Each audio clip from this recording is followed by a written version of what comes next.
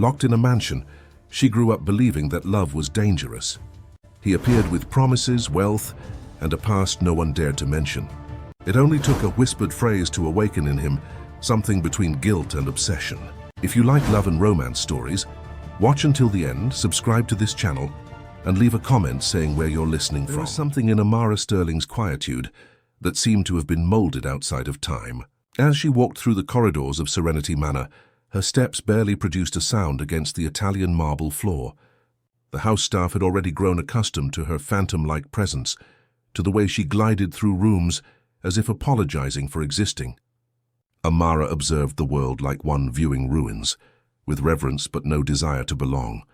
The manor, imposing and isolated high in the Scottish Highlands near Inverness, was both her refuge and her prison. Surrounded by dense ancient Scottish forest and eternal mists that descended the mountain slopes, Serenity Manor existed as a well-kept secret of British high society. There, between centuries-old stone walls and meticulously designed gardens, Amara had never known what freedom was. On that June morning, the typical cold of the region cut through the air as she drank her tea in the conservatory. Dressed in a pearl-colored cashmere set, black hair pulled back in a low bun, she looked like a figure from another century. At 22, Amara possessed an ethereal and untouched beauty, almost painful to behold. She was the only daughter of Helen Sterling, a former international model who had abandoned the limelight in the late 90s after a scandal never fully clarified. "Miss, another invitation has arrived." The voice of Lazarus, the family's trusted butler, interrupted her thoughts. The middle-aged man, always impeccably dressed, extended a silver tray with a sealed envelope. Amara took the envelope between her slender fingers. "Thank you, Lazarus. I'll deliver it to my mother myself. Your mother left for her appointment in London. She won't be back until tomorrow." There was something in the butler's gaze, something like pity or concern, that made Amara avert her eyes. "I see. You may withdraw." When she found herself alone again, she carefully opened the envelope. It was an invitation to a charity contemporary art exhibition at the Tate Modern in London. Normally, she wouldn't even consider attending. Helen would never allow it. But this was not a normal day. The previous night, Amara had found an old diary of her mother's while looking for a book in the mansion's vast library. The yellowed pages revealed an unknown Helen, vibrant, passionate, free, so different from the severe figure she had become. What had happened to transform her into that kind of somber priestess, dedicated to obscure doctrines and silent rituals, raised without formal schooling, without friends, without any genuine contact with the outside world? Amara had been educated by tutors, hired to teach dead languages, classical music, literature, and the doctrine of what her mother called the sacred feminine, which preached absolute control of the body as the supreme form of power. "The world will want all of you, but will only deserve crumbs," Helen often said, green eyes fixed on her daughters, and Amara believed. After all, she had never truly been touched by anyone. She didn't know the warmth of a sincere hug, the lightness of shared laughter. She had never undressed, not even before her own reflection. Her virginity was not purity. It was a cage. Looking again at the invitation in her hands, she made an impulsive decision. For the first time, she would disobey. London pulsed with an intensity Amara had never experienced. From the car window that took her from the hotel to the Tate Modern, she observed the city as a child glimpses the sea for the first time, with fascination and terror. The lights, the sounds, the speed, everything seemed excessive for her protected senses. "We've arrived, miss." The driver, hired by the hotel, opened the door for her. Amara hesitated for a moment before stepping out. She wore a long, dark red silk dress, the only colorful piece in her monochromatic wardrobe. It had belonged to her mother in the days when she walked runways for major international brands. Finding it had been another act of silent rebellion. The Tate Modern was lit like a jewel on Piccadilly Circus. Photographers captured the arrival of guests, all members of the country's artistic and business elite. Amara passed through the entrance unnoticed, or so she thought. Her presence, however, did not go unremarked. The exhibition, titled Fractures of Silence, presented works exploring various forms of female oppression throughout the centuries. The irony did not escape her. As she walked through the rooms, absorbing disturbing images of women imprisoned in patterns, bodies, expectations. She felt like one of the works on display, a living study of voluntary captivity. It's interesting how you seem to understand each piece without needing to read the explanations. The male voice came so close that Amara felt a shiver run down her spine. She turned slowly. The man observing her exuded an almost palpable presence, tall with an imposing physique without being excessive, dressed in an impeccably tailored dark suit. But it was his eyes that captivated her, dark, deep, laden with an intensity that made her instinctively recoil. "I'm not used to talking to strangers," she replied in a low voice, keeping her gaze fixed on the floor. Ethan Faraz. He extended his hand, which remained in the air when she did not return the gesture. "Now we're not strangers anymore, are we?" There was something in his smile, confident, almost predatory, that should have pushed her away. Instead, she felt unable to move. "Amara Sterling." "Sterling," he repeated as if savoring the name. "Helen Sterling's daughter, I presume." The mention of her mother's name brought her back to reality. "You know my mother?" "Let's say I know the legend. Helen was a myth in the fashion world before she disappeared." Ethan studied her face with uncomfortable intensity. "You have her eyes, but something more, something she never had." "What?" "Hunger." The word hit her like a slap. No one had ever described her like that, with such brutal precision. She felt her face flush. "Excuse me, Mr. Faraz." Amara tried to pass him, but Ethan gently blocked her path. "Would you care for a glass of champagne?" "I promise not to bite." His smile now held something ironic, as if sharing a private joke. Against all common sense, Amara accepted. One glass turned into two. Brief conversations about art turned into discussions about literature, music, philosophy. To her surprise, she found herself capable of sustaining a dialogue. Years of intensive, albeit isolated, education had armed her with extensive theoretical knowledge, even if she lacked practical experience. Ethan Faraz, she discovered, was a 42-year-old man, a widower with no children, a businessman with diversified investments in technology, real estate development, and, as he vaguely mentioned, luxury entertainment. There was something nebulous in his answers about business, a shadow that quickly passed through his eyes when certain subjects were touched upon. "And you, Amara? What keeps you so hidden from the world that clearly has so much to offer?" The question caught her off guard. "I'm not hidden. I just prefer quiet places." "There's a difference between seeking quietude and living in forced silence." His eyes seemed to pierce through her. "Your fists are constantly clenched, did you know? Like someone ready for a blow that never comes." Instinctively, Amara relaxed her hands. She hadn't realized she was keeping them closed. The night progressed, and with it grew a sense of vertigo Amara had never experienced. The champagne, Ethan's proximity, the constant murmur of conversations around, everything contributed to a feeling of unreality. When he suggested they go somewhere quieter to talk, she hesitated only for an instant before accepting. The restaurant was on the top floor of a historic building in the city center, with panoramic views of the illuminated city. Sitting opposite Ethan at a secluded table, Amara felt simultaneously protected and exposed. He ordered for her, chose the wine, commanded the ambiance with the natural ease of someone born to occupy spaces. Every movement of his was studied by her like a new language to be deciphered. "Why did you accept my invitation?" he asked after dinner, as the waiter served coffee. "Curiosity."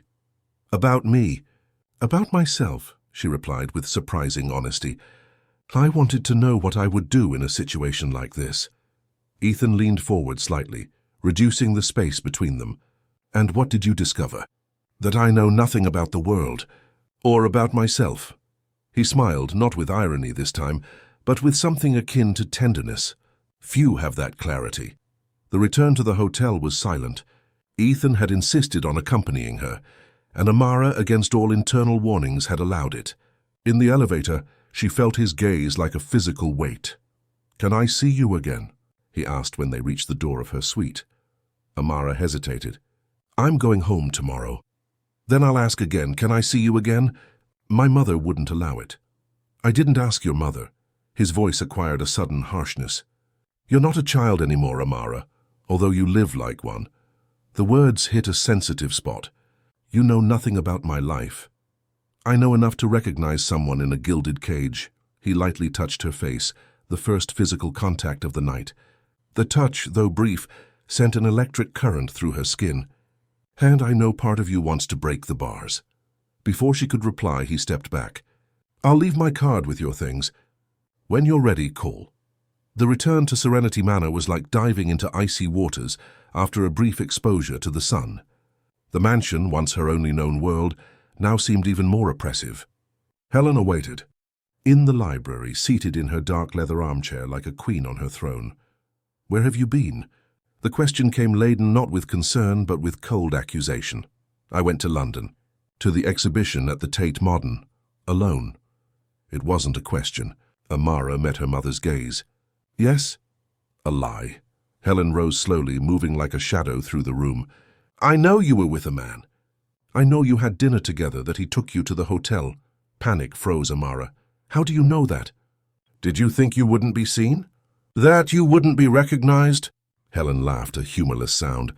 My own daughter, parading herself like merchandise on the market. It wasn't like that. Amara felt revolt growing within her, an almost unknown feeling. It was just dinner, a conversation. With Ethan Ferraz. The name came out like poison from Helen's lips. To have all the men in England, you chose him. The surprise must have been evident on her face, for Helen continued, Do you think I don't know who he is? That I wouldn't recognize him. A predator dressed in expensive clothes, hiding rottenness under layers of charm and money. Do you know him personally? Amara asked, trying to understand her mother's specific anger. I know men like him enough to know they should be avoided at all costs. Helen approached, holding her daughter's face between her hands. Her cold fingers pressed with unnecessary force. Listen to me closely, Amara. You don't know what he wants from you. And what would that be? She challenged, surprised by her own audacity. The same thing everyone wants. Your purity. Your essence. And when he gets it, he'll discard you like trash. Helen's words struck deep, echoing years of indoctrination about the danger of men, about how the female body was a constantly invaded battlefield. For years, Amara had accepted these truths without question. Now something within her resisted. I'm not a child, Mother. I can decide who I talk to. The slap came fast and true, leaving a red mark on her face. Helen had never physically assaulted her before. As long as you live under my roof, you will follow my rules. You will have no contact with that man. You will not leave this property without my permission or accompaniment. Is that clear? Amara nodded mechanically, silent tears streaming down her burning face. But within her, something had irrevocably changed. That night, alone in her room, she pulled out the card Ethan had discreetly slipped into her purse. She looked at the number, memorizing it before destroying the paper. Not because she would obey her mother, but because she now understood that she would need to be more careful in her rebellion. Over the following weeks, Amara maintained a facade of renewed submission. She participated in the daily rituals imposed by Helen, dawn meditations, readings of esoteric texts on the power of chastity, long purifying baths with herbs gathered in the manor's winter garden. She showed renewed interest in the doctrines of the sacred feminine that her mother preached tirelessly. Inside, she seethed. At night, when the house slept, she rummaged through Helen's belongings, seeking to understand the connection between her mother and Ethan Ferraz. Something in the way she reacted to his name suggested a shared past, perhaps a buried secret. It was during one of these nocturnal searches that Amara discovered, at the bottom of a locked chest in Helen's closet, a box sealed with red wax. Inside, old photographs showed her mother very young, no more than 18, in different places around the world. In several of them, she appeared alongside an older, elegant man, with piercing eyes that unsettlingly resembled Ethan's. On the back of one of the photos, she read the inscription, Caesar and Helen St. Tropez, 1998. Along with the photographs, newspaper clippings reported Helen Sterling's whirlwind marriage to businessman Caesar Ferraz, followed by news of his mysterious death in a yacht accident months later. The surname hit Amara like a blow. Ferraz, the same as Ethan. Were they related? There were also documents, contracts, certificates, letters. One of them, partially burned, mentioned a protection agreement and the child to come. The handwriting was masculine, signed only with the initial C. Amara felt like she was entering a labyrinth where each discovery only deepened the mystery. She carefully put everything away, making sure nothing looked disturbed, and returned to her room, her mind buzzing with questions. The next morning, taking advantage of Helen's momentary absence, who was visiting her holistic therapist in the neighboring town, Amara did something unthinkable until then. She used the house phone to call the memorized number. Faraz, the deep voice answered on the second ring. Ethan? Her own voice sounded strange to her ears, almost childish in her nervousness. A moment of silence. Amara, I didn't expect your call so soon. I need to see you. The words came out in a rush. I have questions. I imagine you do. There was a smile in his voice. Your mother wasn't pleased with our meeting, I presume. How do you know? Helen has always been protective. Some things don't change. The confirmation that he knew her mother heightened her urgency. What do you know about her? About me? That's not a conversation for the phone. I can send someone to pick you up. Amara hesitated. I can't leave. I'm being watched. By whom? His voice acquired a harsher tone. By everyone. The staff, the security guards, especially Lazarus. Lazarus is still there. There was genuine surprise in his voice. Interesting. Listen, Amara, if you can't come to me, I'll come to you. You can't come here. Panic seized her. My mother. I don't intend to knock on the front door. There was amusement in his voice now.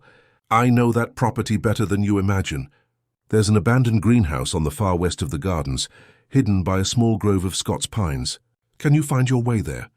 Amara knew the place. It was a Victorian iron and glass structure, used in the past to grow rare orchids. Helen had forbidden her from going there, claiming the building was unstable. Yes, I know it. Meet me there at midnight. Come alone and tell no one. His voice acquired a gravity that made her shiver. And Amara, be careful of Lazarus. He's not just a butler. Before she could ask what he meant, Ethan hung up. The hours that followed dragged with torturous slowness. Helen returned in the late afternoon, more taciturn than usual. During the silent dinner, Amara felt Lazarus's gaze on her with a disturbing intensity. Had he overheard her phone conversation? Or was it just paranoia fueled by Ethan's enigmatic words? At night, she pretended to retire early, claiming a migraine. In her room, she dressed in dark trousers and a black sweater, tied her hair back and waited. At 11:30, when the mansion finally fell silent, she slipped out. The night was clear, with a full moon illuminating the extensive gardens of the property. Amara moved quickly, keeping to the shadows, her heart beating so hard it seemed audible in the night's quietude. The path to the abandoned greenhouse was longer than she remembered, taking her through areas of the property she rarely visited. The structure finally emerged among the trees, a skeleton of metal and broken glass, ghostly under the moon's silver light. Amara hesitated at the entrance, observing the dark interior. For a moment she questioned her sanity. She was about to meet a practically unknown man, in the middle of the night, based on insinuations about family secrets. You came. Ethan's voice emerged from the shadows, startling her. He stepped out of the darkness, wearing a casual dark suit, appearing even more imposing in the confined space of the greenhouse. How did you get onto the property? I have my methods, he smiled, approaching. In the moonlight filtering through the broken glass, his eyes seemed almost predatory. More importantly, you have questions. I'm here to answer them. Who are you really? Amara kept her distance. What's your connection to my mother? To Caesar Ferraz? His expression changed, becoming serious. Caesar was my father. You knew who I was from the beginning, didn't you? At the Tate Modern. It wasn't a coincidence. No, it wasn't, he admitted without hesitation. I've been watching you for some time, from afar, waiting for the right moment. A shiver ran down Amara's spine. Why? Because you are the result of a story that began long before your birth. A story involving your mother, my father. And a pact that bound them together. What kind of pact? Amara recalled the words in the burned letter. Ethan moved closer, his presence almost palpable in the cold night air. One that turned your life into a bargaining chip. Before he could elaborate, a noise alerted them. Footsteps were approaching. Someone followed us. Ethan grabbed her arm, pulling her to the back of the greenhouse. We need to get out of here. How? He removed part of the wooden floorboards, revealing a ladder descending into darkness. "This way, quick. Where does this lead?" "Out of the property. It was built decades ago as an escape route." Amara hesitated for a moment, then heard Lazarus's voice calling her name. The butler was close, and he didn't seem to be alone. "Come." Ethan extended his hand. "Or do you prefer to go back to your cage?" At that moment, facing Ethan's outstretched hand and hearing the approaching footsteps, Amara made a decision that would change her life forever. She took his hand and plunged into the unknown darkness. The passage was narrow and damp, lit only by Ethan's phone flashlight. They moved in silence for several minutes, descending deeper and deeper, until the tunnel began to ascend again. Finally, they emerged into a small clearing where a dark car awaited with its engine running. "Get in." Ethan opened the passenger door. "Where are we going?" "To a safe place, where we can talk without interruption." His eyes met hers in the gloom. "Where I can show you the truth about your life, Amara, about what your mother is truly hiding." Hesitating only for an instant, she got into the car. As the vehicle sped down the winding road descending the highlands, Amara looked back one last time. The manor, her lifelong prison, slowly disappeared into the distance, swallowed by the night.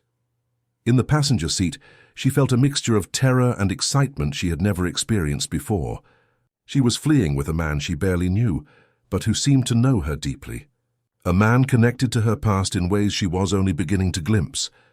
Looking at Ethan's profile, occasionally illuminated by the road lights, she felt something awaken within her. A desire not just for freedom or truth, but for something more primitive and frightening. Something her mother had tried to eradicate with years of indoctrination. "Are you afraid?" Ethan asked without taking his eyes off the road. "Yes." She saw no reason to lie. "Good." He glanced at her briefly, an enigmatic smile on his lips. "Fear is the beginning of wisdom." The car continued through the night, taking her away from everything she knew, towards an uncertain destination. On the horizon, the first lights of London began to emerge, promising a world of possibilities and dangers that Amara Sterling was only beginning to imagine. The nocturnal journey along the M6 motorway seemed endless. The luxury car devoured miles in silence, while Amara battled an internal storm of doubts. The occasional road lights revealed Ethan's austere profile, whose strong hands held the steering wheel, with a tranquility that contrasted with the chaos in her own chest. She had just abandoned everything she knew, not out of love or conviction, but out of a curiosity so hungry that not even years of conditioning could stifle it. "Are you regretting it?" Ethan's deep voice cut through the silence as the first skyscrapers of London appeared on the horizon, illuminated like sentinels against the sky that was beginning to lighten. "I don't know what I am." Amara kept her gaze fixed on the window. "I don't even know if I'm being saved or kidnapped." A low, husky laugh escaped him. "Interesting how you still think in terms of captivity. Even fleeing, you still see yourself as property." Ethan observed her briefly. "That's how your mother raised you, isn't it? As something to be protected, preserved, possessed." Amara turned to face him. "And you're different?" "I believe so." There was a disturbing intensity in his gaze. "I don't want to possess you, Amara. I want to free you." "Why? What am I to you?" He looked back at the road. "A debt I need to pay."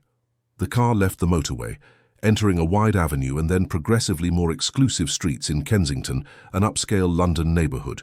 Finally, it stopped before an imposing wrought-iron gate. A camera silently rotated in their direction, and the gate opened without a word being spoken.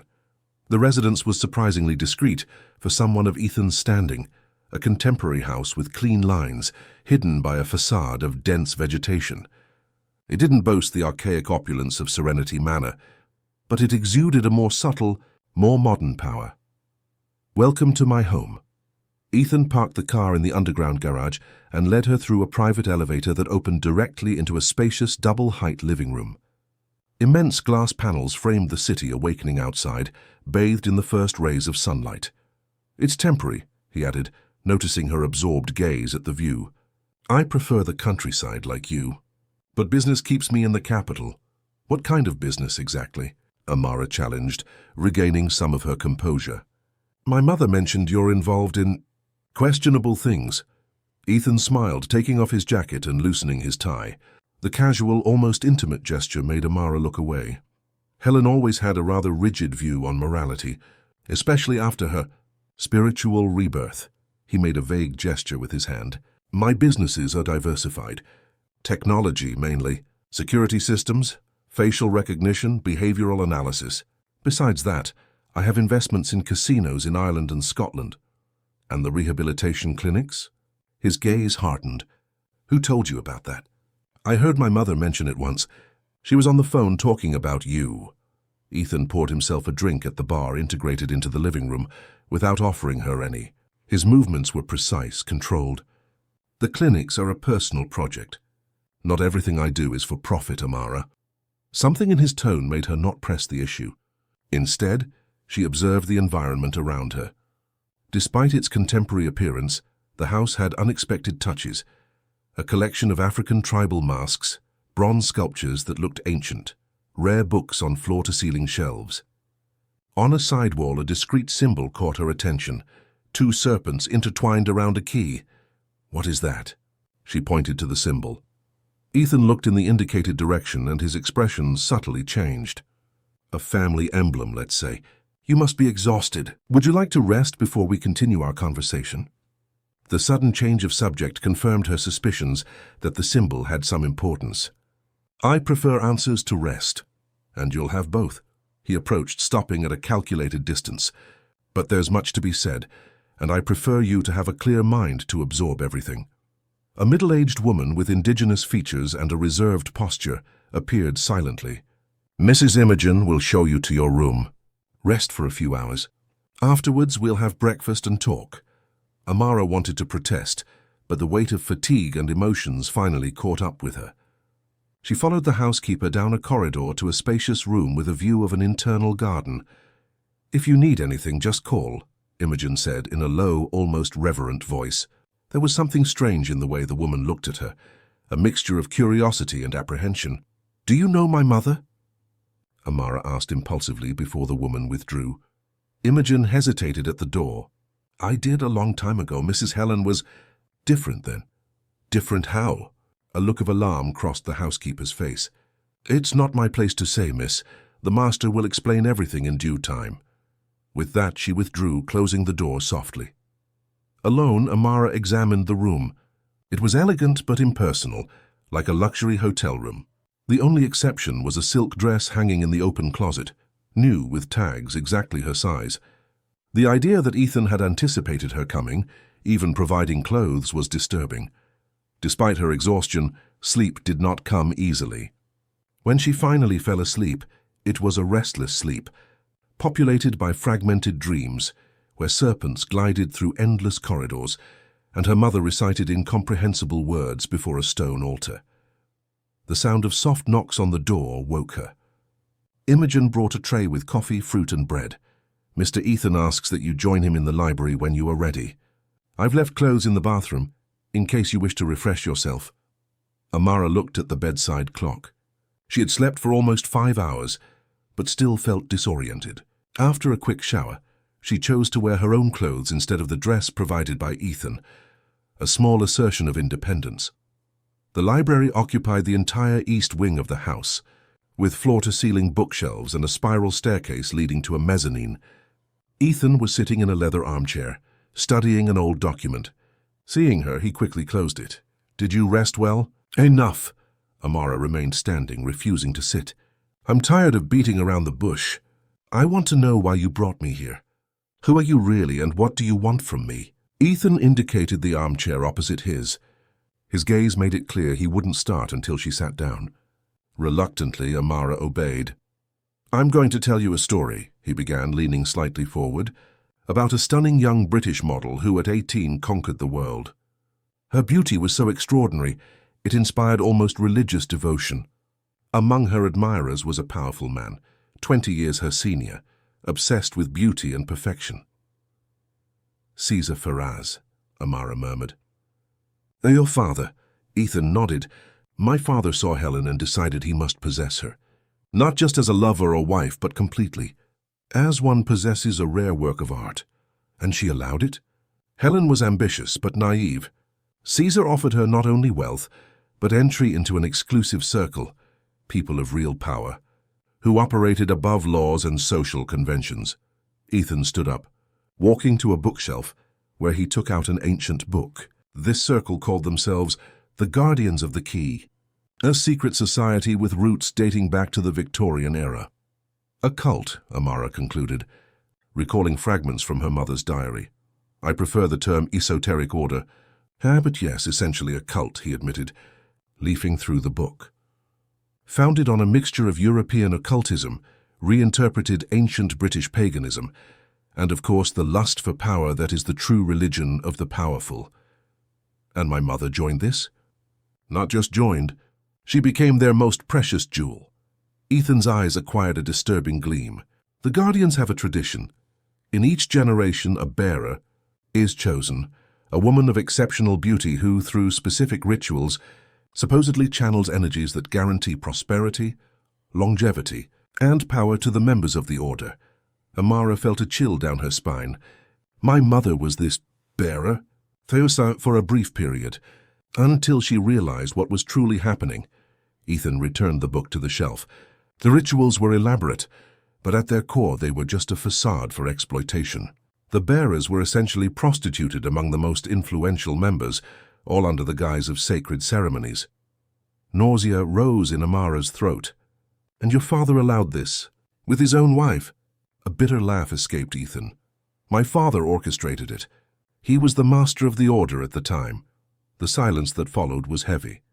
Amara tried to process the implications of what she was hearing, connecting them to the crumbs of information she had gathered over the years. What happened next? She finally asked. Helen became pregnant. The words fell like stones between them. No one could say whose child it was, given the number of participants in the rituals, but for the order, this was seen as a divine sign. The child would be special, the firstborn to a bearer in generations.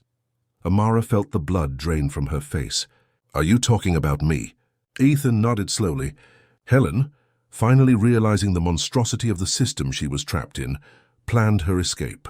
With the help of a maid, Imogen, whom you met, she managed to simulate a miscarriage and disappear during a trip to Paris.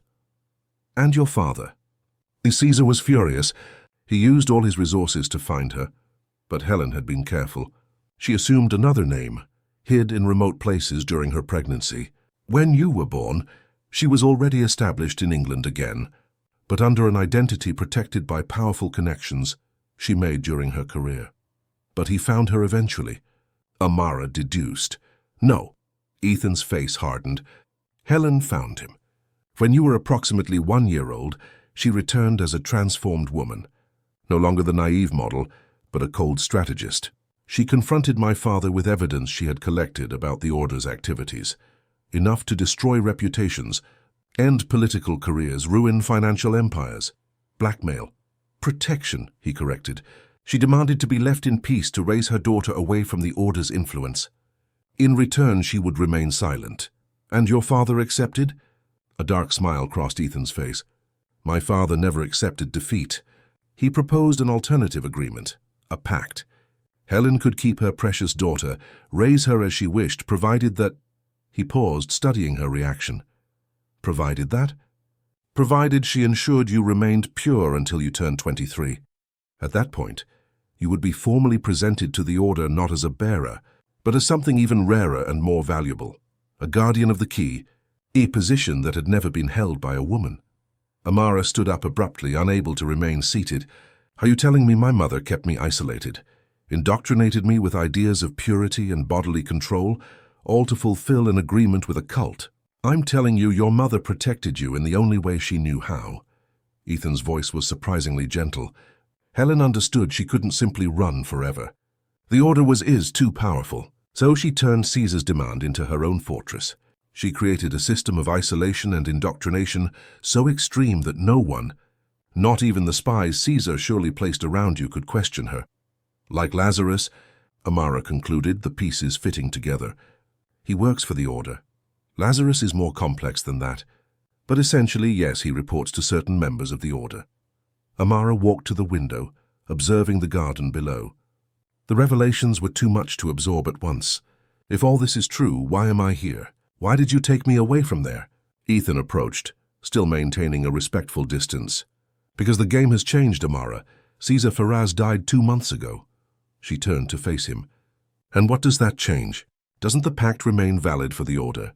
The Order has been fragmented since his death. There's an internal power struggle. Some want to honor the original agreement, others— His gaze darkened. Others want to claim you immediately, without waiting for the stipulated birthday. And you? Whose side are you on? Ethan was silent for a few moments. My own side, Amara, always have been. The answer wasn't satisfactory, but before she could press, he continued. There's something I haven't mentioned yet about the pact. A specific clause Caesar inserted, seemingly as an additional guarantee. What clause? If Helen failed in her part, if you, for any reason, lost your purity before the stipulated time, there would be an alternative guardian designated to assume your protection and preparation for the Order. Amara's stomach clenched. Let me guess, you— Ethan nodded. Me, Caesar's eldest son, designated as your substitute guardian. An irony my father must have appreciated, considering our complicated history. What happened between you two? A glimpse of genuine pain crossed his face, quickly masked. When I was 22, my younger sister, Livia, was introduced to the Order as a potential bearer. She was only 16. His voice hardened. I tried to stop it. I confronted my father. He exiled me, cut off my resources, my access to the family. And your sister. Ethan's silence was more eloquent than any answer. Finally, he said in a low voice, Livia took her own life 6 months later. Amara felt a wave of unexpected compassion. I'm so sorry. After that, I swore to destroy the Order. His eyes met hers, intense and determined. I rebuilt my life, created my own empire. I infiltrated the circles of power again, but with a different purpose. For years, I've been collecting evidence, identifying members, mapping operations. And me? How do I fit into this revenge plan? Ethan hesitated. Initially, you were just a means to an end. The daughter of the bearer who escaped, the centerpiece of a game I've been playing for decades. He took a step towards her. But then I saw you at that exhibition. So different from how I imagined, so untouched. Amara completed with a hint of bitterness. Alive. The correction came with an intensity that surprised her. Despite everything they did to you, the isolation, the indoctrination, your eyes still held a hunger I recognized. The same one I'd seen in the mirror for years. The silence that followed was charged with a different, more intimate tension. Amara was the first to break it. What happens now? I can't just disappear. My mother will move heaven and earth to find me. Helen already knows where you are. The revelation caught her by surprise. How? I called her this morning. Seeing Amara's shocked look, he explained, We're not enemies, Amara, never were. Helen and I have different goals, but a common enemy. The Order. Exactly. She built a fortress to keep you safe. I built an army to fight those who want to harm you. Different approaches to the same problem. Amara tried to process what she was hearing. Are you saying all this? Taking me to the exhibition, meeting me in the greenhouse, the escape was planned? That you and my mother are collaborating? Not exactly. Ethan seemed to choose his words carefully. Helen didn't know I planned to contact you. She was furious when she learned of our meeting at the Tate Modern. But now she understands that circumstances have changed. The Order is on the move. We need to act. So I'm just a pawn being moved between players. The bitterness in her voice was palpable. Ethan crossed the distance between them, stopping directly in front of her. He was close enough for her to smell his cologne, something woody and intense. No, Amara, you are the queen in this game. The most powerful piece. That's why everyone wants to control you. His eyes met hers, and Amara felt something vibrate within her. A recognition, a desire, a fear. Including you, especially me. His honesty was brutal. But unlike the others, I offer you a choice. What choice? You can go back to Serenity Manor right now. Helen will take you back, reinforce security, continue the original plan until your 23rd birthday. Or, he paused meaningfully, you can stay with me. Learn the complete truth about the Order, about your mother, about yourself. Prepare yourself not to be a victim or a prize, but an adversary. Amara's heart raced. And if I choose to stay, what happens when I turn 23? You face the Order on our own terms, or destroy them completely. A dangerous smile curved his lips. It depends on how far you're willing to go. Amara studied the man in front of her. Powerful, magnetic, dangerous. An internal voice warned her not to trust him completely. But another voice, more insistent, whispered that this might be her only chance for true liberation. I need to talk to my mother first, she decided. Alone, Ethan nodded. Fair enough. You can use my office for a video call. Helen is waiting. Helen Sterling seemed to have aged a decade in less than 24 hours. On the computer screen, her face showed lines of worry Amara had never noticed before. Are you all right? Were her first words, laden with a genuine anxiety that surprised Amara. I am. Physically, at least. She paused. Mentally, I'm trying to process everything I've discovered. Helen closed her eyes for a moment. So he told you about the order, about the pact, about how you kept me prisoner because of an agreement with a cult? The anger contained until then overflowed. How? Could you, Mother? To protect you. Helen's voice trembled. You don't understand the power they have, what they would do if they had access to you. What you did wasn't very different. We lived in isolation.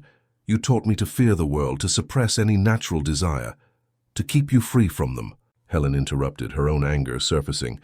Do you think it was easy? That I didn't want a normal life for you? Schools, friends, experiences? Tears began to stream down her face. Every decision I made was to keep you safe. Amara felt her resolve waver before her mother's evident pain. Why did you never tell me? When I grew up, when I was old enough to understand, and place that burden on you. Make you live in constant fear, or worse, make you question, rebel, putting yourself at risk. Helen shook her head.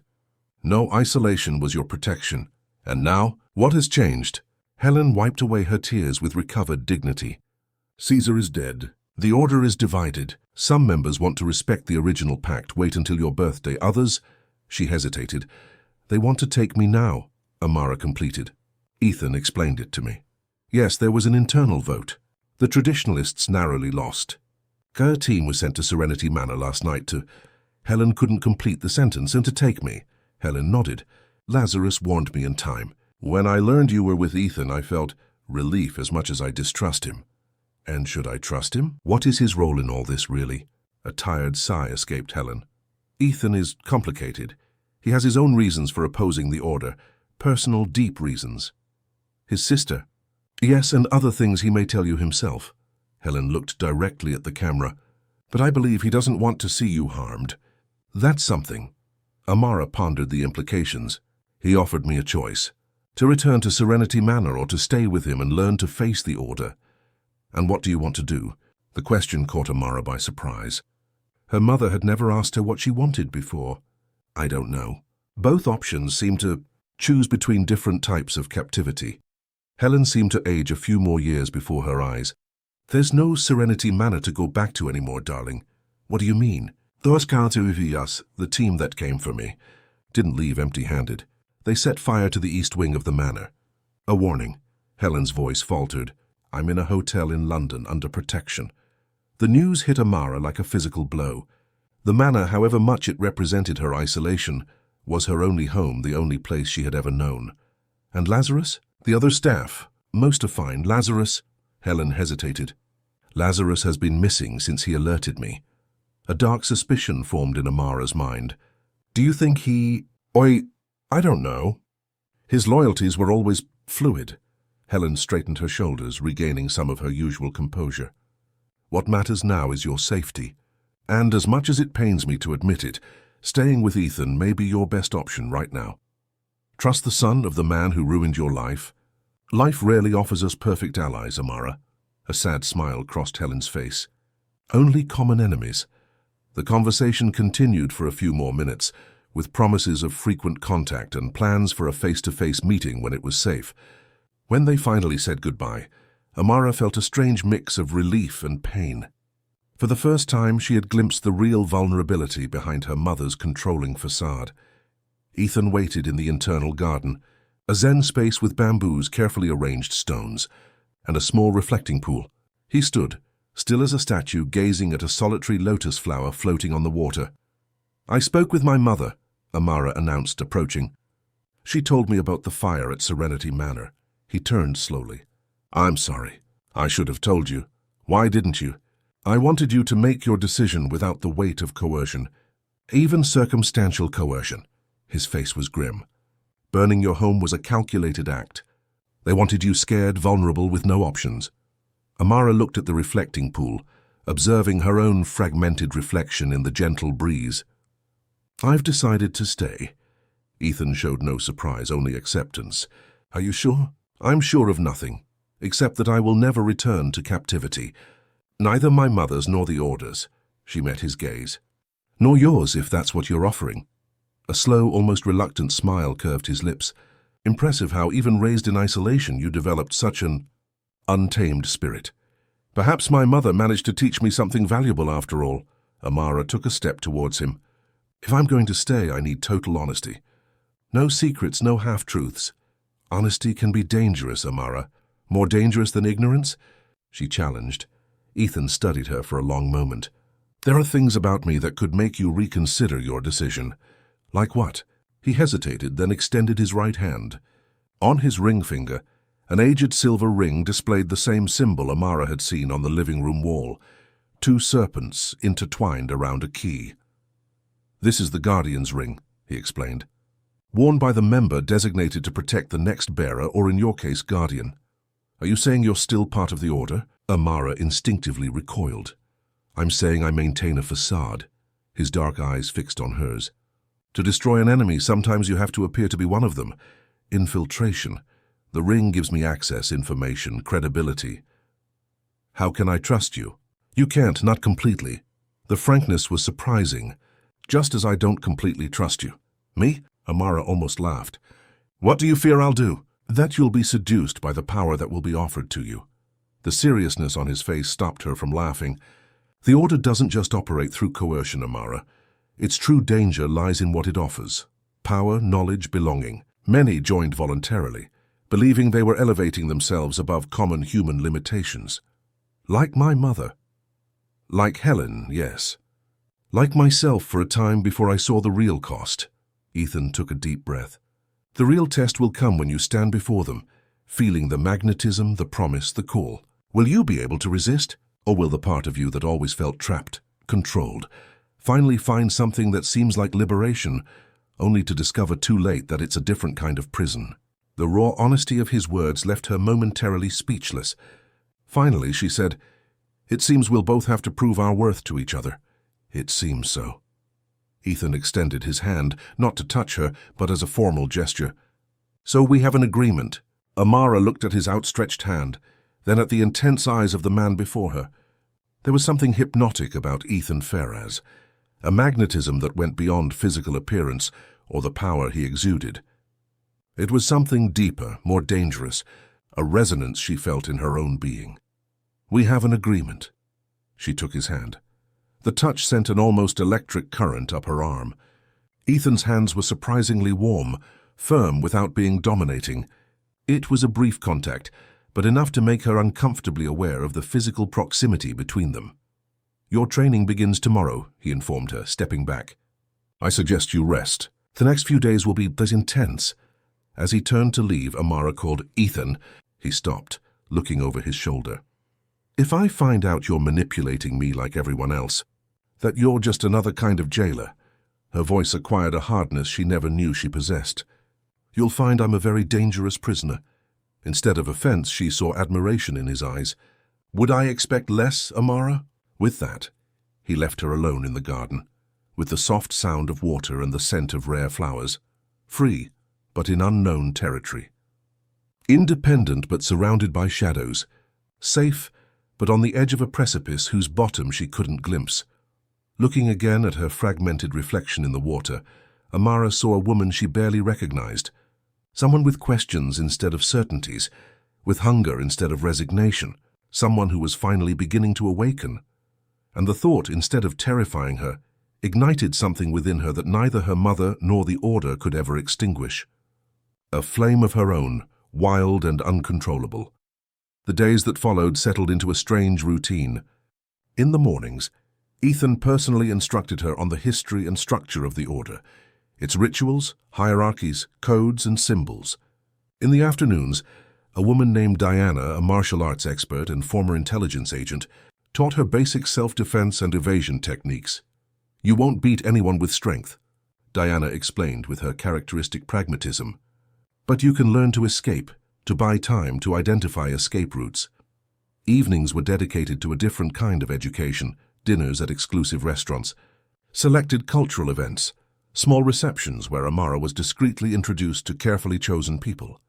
Ethan never left her alone on these occasions, always attentive, always observing her interactions. He was, she realized, testing her, seeing how she adapted to the world that had been denied to her for so long. To her own surprise, Amara found herself learning quickly. Her isolated life at Serenity Manor, though restrictive, had provided her with an exceptional education and keen powers of observation.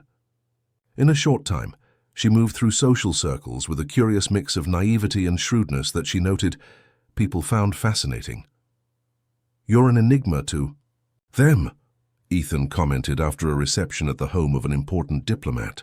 "They can't categorize you. That gives them discomfort and fascination in equal measure.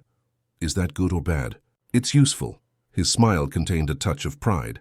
"Fascinated people make mistakes. They reveal more than they intend." It was strange, but Amara was beginning to feel something akin to trust in Ethan. Not complete trust, there was still much he didn't reveal, but a growing belief in his sincerity about protecting her from the Order. The way he prepared her seemed genuinely focused on her independence, not on controlling her. On the 10th day, something changed. Ethan received a call during breakfast that left him visibly disturbed. After hanging up, he remained silent for several minutes. "They found Lazarus," he finally said. "Dead." Amara felt her blood run cold. "How?" "In the ritualistic manner the Order reserves for traitors." His face was grim. It was a message. "For Helen, for me." "For all of us," Amara corrected softly. "He died for warning me, didn't he?" Ethan nodded. "Lazarus had a complex history with the Order. He served them, but he had his limits. You were one of them, apparently." Amara felt unexpected tears. She had never been close to the taciturn butler, but the idea that he had died to protect her was overwhelming. "We need to accelerate your preparations," Ethan continued, his voice acquiring a new urgency. "Lazarus's death means they're moving faster than I anticipated. We may have less time than we thought. What do you suggest?" He hesitated as if measuring his words. "There's an event in 3 days. A private reception at Alistair Manor, on the Isle of Wight. Officially, it's a birthday celebration for Augustus Alistair, a banking magnate. In reality, it's a meeting of the Order," Amara concluded. "Unofficial. Only a few key members will be present. But it's an opportunity for you to observe them in their natural habitat, so to speak. And for them to see you." Amara felt a shiver run down her spine. "You want to use me as bait?" "I want to use them," Ethan corrected, leaning across the table. "Seeing you will intrigue them, unbalance them. Some may act rashly, reveal their intentions. And we need to know who our true enemies are before the situation deteriorates further. It's dangerous. Extremely." He didn't try to soften the truth, but less so than passively waiting for their next move. "Besides, I'll be with you every moment. And Helen has agreed to the plan. You talked to my mother about this?" "We talk daily." Seeing her surprise, he elaborated. "Helen and I have a truce, a common goal. Your safety." Amara pondered the proposal. The idea of being in an environment full of Order members was terrifying. But she also felt a morbid, almost compulsive curiosity to personally witness those who had shaped her existence so profoundly without her knowing. "If I go," she said finally, "I need to be prepared." "Really prepared?" Ethan nodded gravely. "There's something specific I've been saving for this moment. Something I think you should see before anything else." "What?" "My sister's diary." His voice faltered slightly. Livia's notes during her time as a bearer. Her descent into hell documented in her own words. The weight of that offer did not escape Amara. He was proposing to share something deeply personal, painful. Why? Why show me something so intimate? Because you need to understand." His eyes met hers with fierce intensity. "You need to see for yourself what's truly at stake. What they can do to a person, what they did to my sister, what they would do to you." The sincerity in his voice was undeniable. For the first time, Amara fully glimpsed the man behind the controlled facade, someone marked by profound losses, motivated not just by revenge, but by an almost desperate determination to prevent history from repeating itself. "Show me," she said simply. He stood up, extending his hand. This time, when Amara took it, the contact seemed to seal something between them, a pact different from the one that had governed her life until then. One based not on control or submission, but on a mutual understanding of what was at stake. As she followed him to his private office, Amara felt a mixture of fear and growing determination. The world her mother had tried to hide from her was about to reveal itself in its full and terrible truth. And, paradoxically, it was precisely this truth that might finally set her free. Livia Ferraz's diary was unlike anything Amara could have imagined. It wasn't a teenage notebook covered in stickers or an elegant journal. It was a clinical-looking medical file folder, pages of observations written in a handwriting that transformed over time, from round, almost childish script to angular, frantic strokes sometimes so deep they tore the paper. Ethan left her alone in his office to read. "Take all the time you need," he said before leaving, his face a mask of control that couldn't entirely hide the underlying pain. "I'll be in the garden when you're finished." The first pages revealed a normal young woman, excited about her society debut, as Livia described her first contact with the order. The initial entries were filled with dazzled descriptions of luxurious mansions, powerful people who treated her as special, the expensive gifts she received. "Daddy says I'm destined for something extraordinary," she wrote in an entry dated January 2005. "He says I have the gift, that I'm the first in our family to possess it, since great-grandmother Eleanor. I don't know exactly what it means, but everyone looks at me differently now. I feel important finally." Amara felt a knot in her stomach reading those innocent words, knowing what was to come. The following pages documented the first initiation rituals, seemingly harmless ceremonies that gradually became more elaborate, more unsettling. "Today I drank something bitter during the ritual.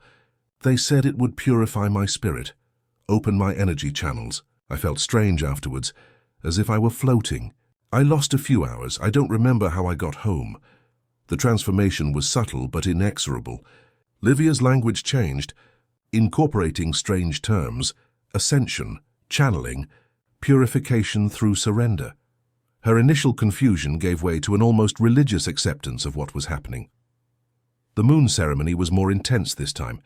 "The Master says I'm progressing rapidly, that my energy flows with more purity than any previous bearer. I don't remember everything that happened at the altar. The lights, the chants, the hands, so many hands. But the Master says this is normal, that the conscious mind needs to yield for true power to flourish." And then 6 months after the first entry, the shift. A page with only one sentence, written with such force that it tore the paper in several places. "I know what they are doing to me." The subsequent entries were painfully lucid, a young woman realizing, too late, the web she had been entangled in. Livia documented fragments of recovered memories, flashes of consciousness during the ritual trances, the gradual understanding of the abuses disguised as sacred ceremonies. "Ethan tried to warn me. Tried to get me out. Daddy exiled him for it. Said he was jealous of my gift, that he wanted to deprive me of my destiny. Why didn't I believe him? Why didn't I see?"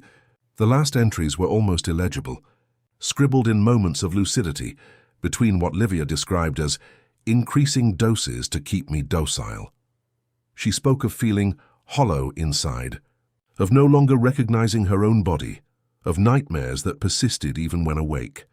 The final entry, dated 2 weeks before her death, contained only a list of names. Many Amara didn't recognize, but some leaped from the page. Still active politicians, prominent businessmen, respected celebrities. Beside each name, Livia had noted specific dates, the days when, Amara realized with growing horror, each of them had visited her during the rituals. When she finally closed the diary, her hands were trembling. The sun had set, and she hadn't realized how much time had passed absorbed in those pages. She felt physically sick, as if she had witnessed the described events firsthand. She rose from the chair, legs unsteady, and walked to the internal garden like an automaton. Ethan was there exactly as he had promised, sitting on a stone bench, perfectly still in the growing darkness. "I'm finished," she said, her voice sounding strangely distant to her own ears. He didn't turn immediately. When he finally did, his face was composed, but his eyes revealed a vulnerability she had never seen before. "Now you understand," he said, not as a question but as a statement. Amara sat beside him, maintaining a cautious distance. The silence stretched between them for several minutes as she tried to organize the whirlwind of emotions and questions. "Why didn't you save her?" she finally asked, her voice little more than a whisper. Ethan closed his eyes for a moment. "I tried. When I realized what was happening, I confronted my father, threatened to expose the order. That's when he exiled me, cut off my access to everything, including Livia." His fingers tightened until his knuckles whitened. When I finally managed to reach her again, it was too late. They had broken her from the inside. The names at the end— Amara hesitated. "A list of shame." His voice acquired a metallic tone. "Her last attempt at resistance. To ensure that even if no one else knew, at least she would remember who they were, what they had done. And you kept those names all these years, and not just kept." Now there was something dangerous in his voice. "I built dossiers on each one, gathered evidence, waited for the right moment. For revenge, for justice." He turned to face her. "The order survives through two things, secrecy and impunity. Remove either of them, and the entire structure crumbles." A sudden realization struck Amara. "That's why you created your surveillance technology company, to gather information about them." A cold smile curved his lips. "Ironic, isn't it? The same men who destroyed my sister now use my security systems in their homes, offices, cars. They share secrets in rooms I designed. And the rehabilitation clinics?" Something shifted in his expression, a shadow of genuine emotion. "For people like Livia, survivors, people broken by abuse, psychological manipulation, forced addiction, I offer what I couldn't give my sister, a way back." The naked honesty in his voice touched something deep in Amara. For a moment, she saw beyond the calculating, controlled man, beyond the son of the powerful Caesar Ferraz. She saw someone as deeply scarred by the world as herself, perhaps more. "Why show me this?" she asked softly. "The diary. Why make me read something so painful for you?" "Because you need to know exactly what we're fighting against." His eyes met hers in the gloom. "And because you needed to see that I'm not like them, that I never will be." At that moment, something shifted between them. An invisible barrier crumbled. Without thinking, Amara reached out, lightly touching Ethan's arm. It was the first time she had initiated physical contact with him, with any man. "In fact, I believe you," she said simply. The vulnerability in his eyes was quickly masked, but she had seen it. A glimpse of the man behind the layers of control and meticulous planning. "You shouldn't," he replied with a smile that didn't reach his eyes. "Never trust anyone completely in this game. Not even you?" "Especially me." He stood up, breaking the contact. "We are too much for each other, Amara, too much at stake." Something in his tone made her ask, "Are you warning me or yourself?" Ethan didn't answer. Instead, he looked at the night sky, visible through the garden's glass ceiling. "Rest. Tomorrow we begin preparations for the Alistair party. It will be your first official appearance before some members of the Order. We need you to be impeccable." The abrupt change of subject did not go unnoticed, but Amara decided not to press. The day's revelations had been enough. Some truths needed time to be processed. The next 2 days passed in a dizzying succession of preparations. Diana intensified Amara's physical training, focusing on escape techniques and basic self-defense. "We're not trying to turn you into a fighter," the instructor explained, "just to ensure you can buy enough time to escape if necessary." In parallel, Ethan instructed her on every important person she would meet at the party, their histories, connections, weaknesses, secrets.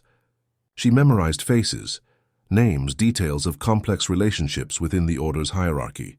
It was like studying the family tree of a particularly dysfunctional royal family. "Augustus Alistair is just a nominal host," Ethan explained as they reviewed photographs in his office. "The real power belongs to Edward Menzies, who took over my father's position as master of the British section." "And he'll be there?" "Yes, but discreetly. In the eyes of the world, he's just the CEO of a media conglomerate. Few know of his position in the Order. Ethan hesitated. He has a particular interest in you. Why? He was one of the closest to my father. He was also one of those who... He stopped, reconsidering his words. He was involved in the first rituals with your mother. Amara felt a shiver of revulsion. And now he wants the daughter. It's more complicated than that. For the Order, you're not just another potential bearer. You're something unique. The daughter of a bearer who escaped, raised in total isolation, untouched. Ethan observed her carefully. They believe this gives you special properties. What kind of properties? The ability to channel energies at a level no previous bearer achieved. To open doors to other dimensions of reality. Amara almost laughed. Are you saying they actually believe all this mystical nonsense? I thought it was just a facade for abuse. For many, it is exactly that. The seriousness on his face stopped her from continuing. But the founders, the older members like Edward, genuinely believe in the esoteric aspect, in the possibilities of transcendence, supernatural power, communication with entities. And you, do you believe in it? An enigmatic smile curved his lips. I believe there are phenomena that current science doesn't fully explain, and that the human mind, under specific conditions, can access altered states of consciousness with tangible effects. Furthermore, he paused. I saw things in high-level rituals that would be difficult to explain as mere suggestion or collective hallucination. His tone sent a shiver down Amara's spine. What kind of things? Enough to understand that playing with certain forces is dangerous, regardless of their real nature. His expression became grave. That's why the preparations for this party are so important. We're not just facing sophisticated predators, but people who genuinely believe they are on a divine mission. The eve of the party brought another element to Amara's intensive training: physical transformation. A discreet team of professionals invaded the house: stylist, hairdresser, makeup artist, all working under Ethan's attentive direction. Your appearance will be a weapon, he explained as he watched the preparations. We want you to look familiar, but transformed. An evolved version of the young woman Helen hid from the world. The chosen dress was a stunning creation, black silk that flowed like dark water, with discreet blood-red details that only appeared with certain movements.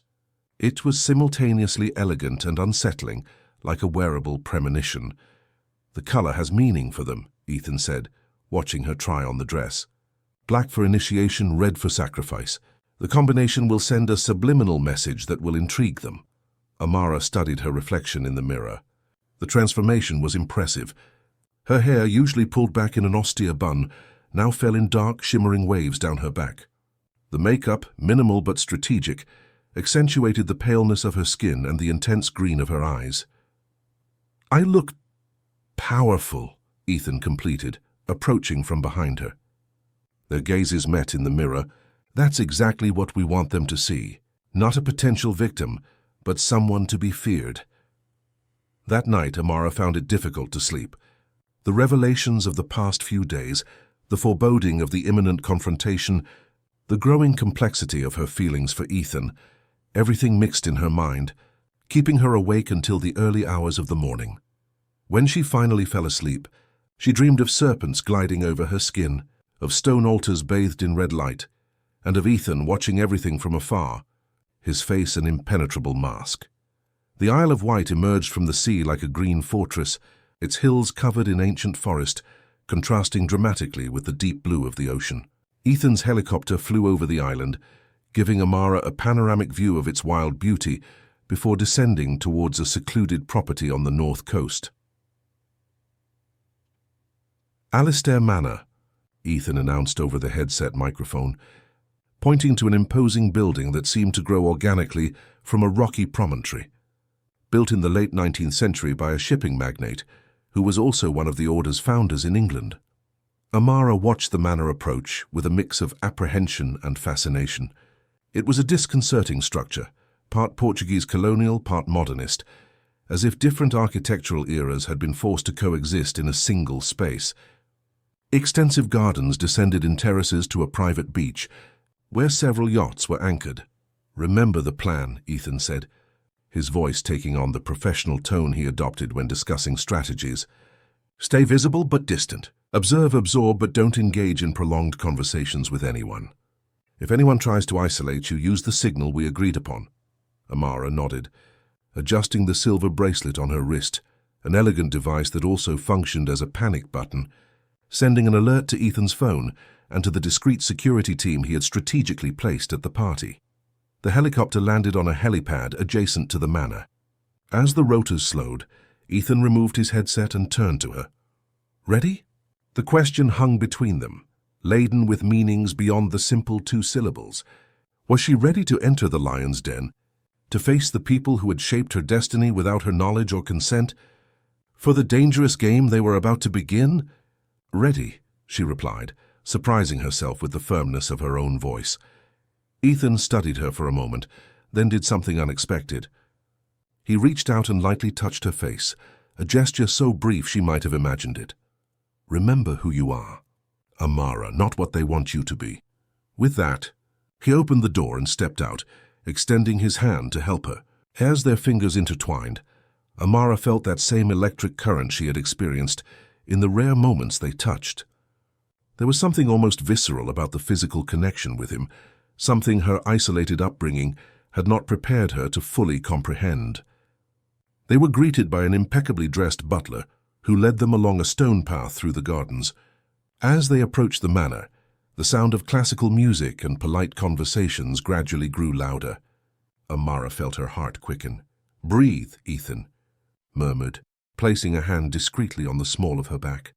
"You belong here as much as any of them." The party was held on several levels of the property. On the wide main terrace, dozens of guests circulated among gourmet stations and bars, attended by white-jacketed bartenders.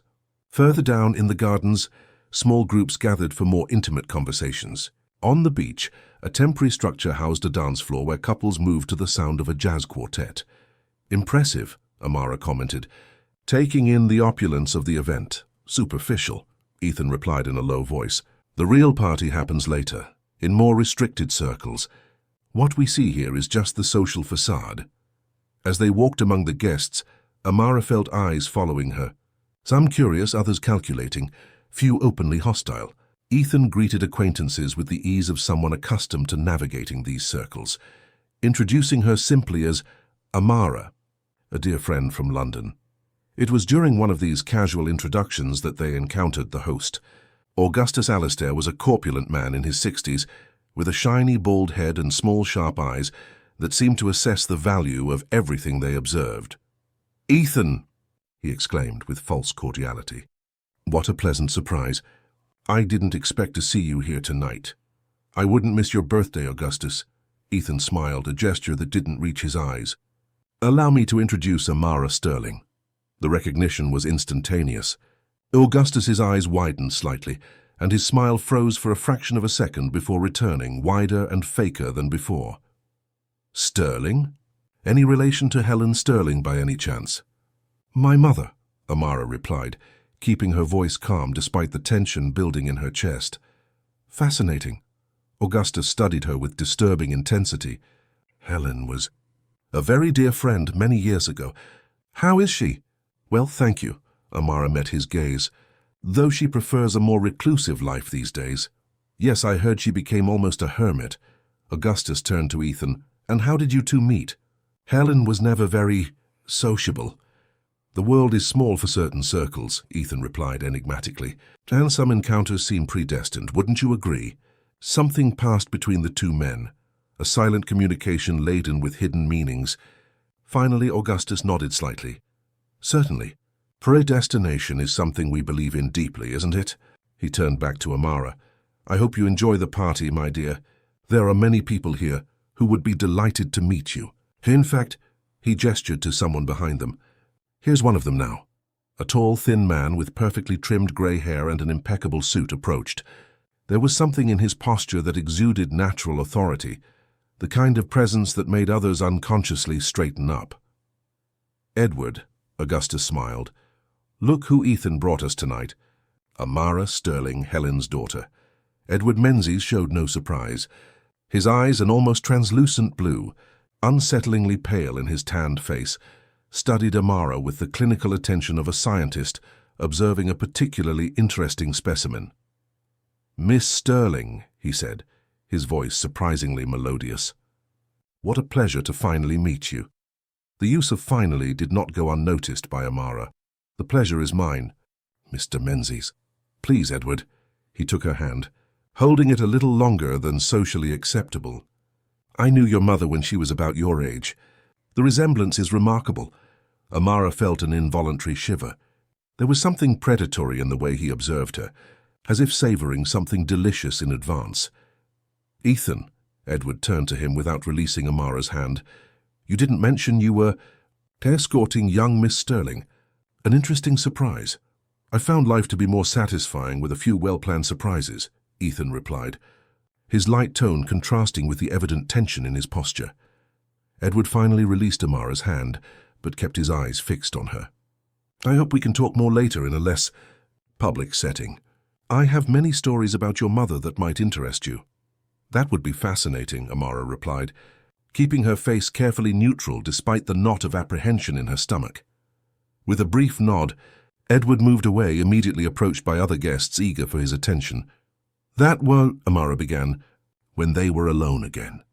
"Exactly as expected," Ethan completed, discreetly guiding her to a less crowded area of the terrace. "Edward is intrigued but cautious. He'll want to talk to you privately later. Should I allow it?" "No." The answer was immediate and definitive. "Under no circumstances should you be alone with him or with any senior member of the order. Observing from a distance is one thing. Isolation is completely different." The party continued, an elaborate ballet of carefully choreographed social interactions. Amara remained by Ethan's side, observing the dynamics around her with newly educated eyes.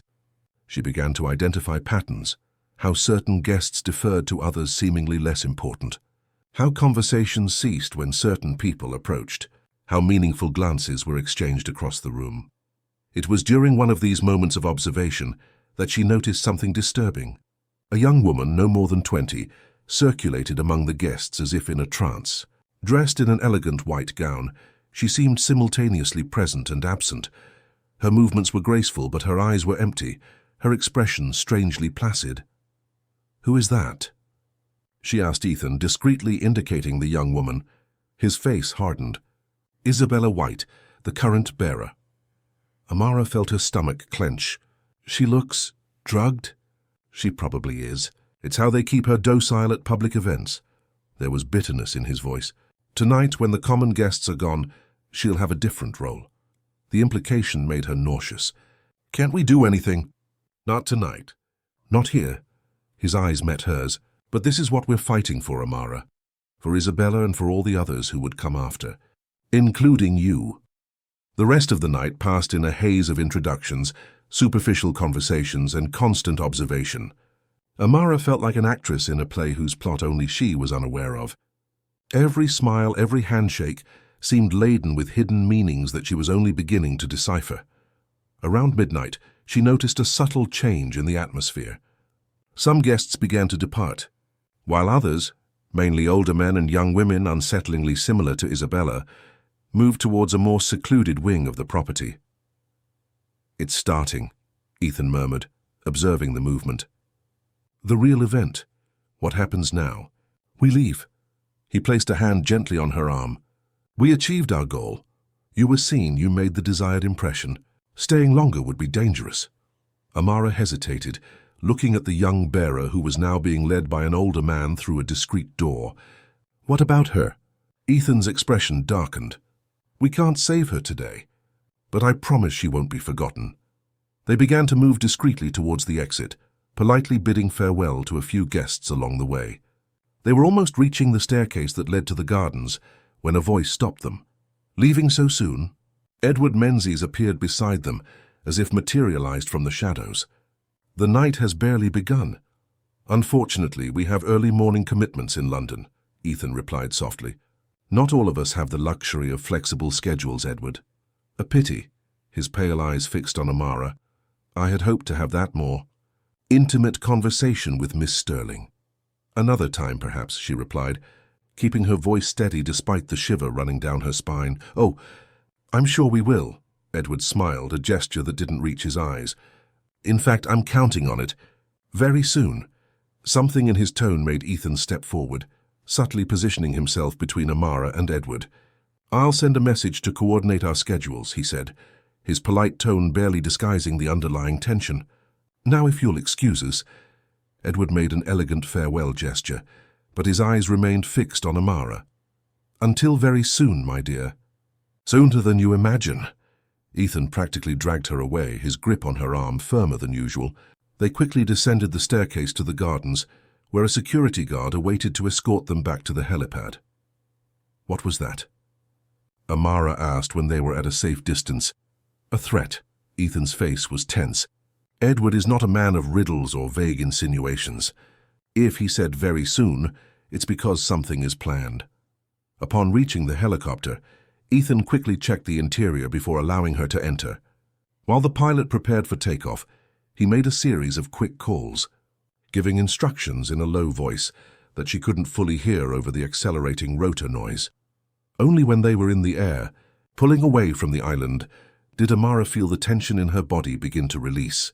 Through the window, she watched the illuminated mansion gradually shrink until it became just a speck of light in the island's darkness. "Did we get what we wanted?" she asked over the headset microphone. Ethan nodded, his face partially illuminated by the dashboard lights. "And more. Edward is planning something immediate. We need to be prepared." "For what?" "An attempted kidnapping, probably. Or something more subtle, an approach disguised as concern or interest." His eyes met hers in the dark cabin. "Either way, you cannot be alone in the coming days. Not for a moment." The implication hung between them. They would be confined together in constant proximity. The idea stirred contradictory feelings in Amara that she preferred not to examine too closely. "Do you think he'll come personally?" "No." Edward never gets his hands dirty directly. "He'll send someone, probably more than one someone." The return trip to London was mostly silent, each absorbed in their own thoughts. When they finally landed on the helipad atop Ethan's building, the city was already asleep under a blanket of scattered lights. As they descended in the private elevator to the apartment, Amara felt the night's exhaustion finally catch up to her. The constant tension, the uninterrupted vigilance, the effort to maintain a facade of calm amidst predators, all of it had drained her energy more completely than any physical exertion. "You were impressive tonight," Ethan said unexpectedly as the elevator doors opened. "You remained composed in front of people who would make veterans tremble." "I didn't feel composed," she admitted, following him into the apartment. "I was terrified most of the time." "Courage is not the absence of fear. It is action in spite of it." He stopped in the middle of the room, turning to face her. In the silence of the apartment, with the city sleeping below them, there was an unexpected intimacy in the moment. "You have more strength than you imagine, Amara." Perhaps it was the tiredness, or the lingering adrenaline from the night, or simply the way he looked at her, as if he truly saw her, not as a pawn or a prize, but as an equal. Whatever the reason, Amara found herself taking a step towards him, eliminating some of the carefully maintained distance between them. "You have your fears too," she said softly, noticing the surprise in his eyes. "I saw how you looked at that girl, Isabella. As if you were seeing your sister again." A muscle twitched in Ethan's jaw. "There are ghosts that never quite leave us." "Is that why you keep everyone at arm's length? So you don't relive the pain of losing someone?" "It's more complicated than that." There was an almost palpable tension between them now. Something electric and dangerous. "Explain it to me." "Then?" she challenged, taking another step forward. Ethan remained still, but something in his eyes changed, a carefully maintained control beginning to fray. "It's not safe, Amara." "What? To talk, to feel?"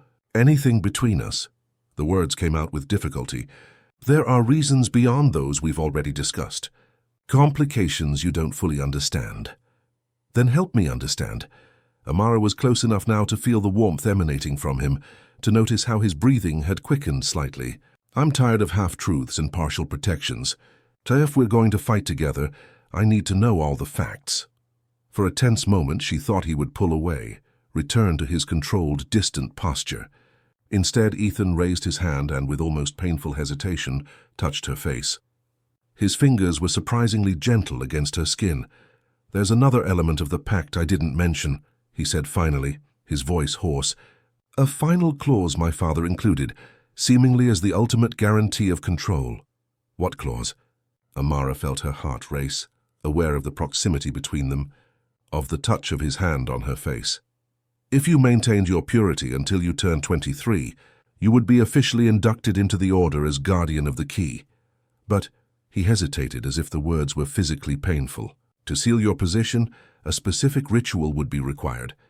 A symbolic marriage to the designated guardian. The understanding slowly dawned on her. The agreement stipulated that I marry you. Ethan nodded, letting his hand fall. A union that would seal the loyalty of two powerful lineages within the order. The daughter of the bearer and the son of the previous master. A perfectly calculated arrangement by my father to ensure continuity and control. And when were you planning to tell me this? There was more hurt than anger in her voice.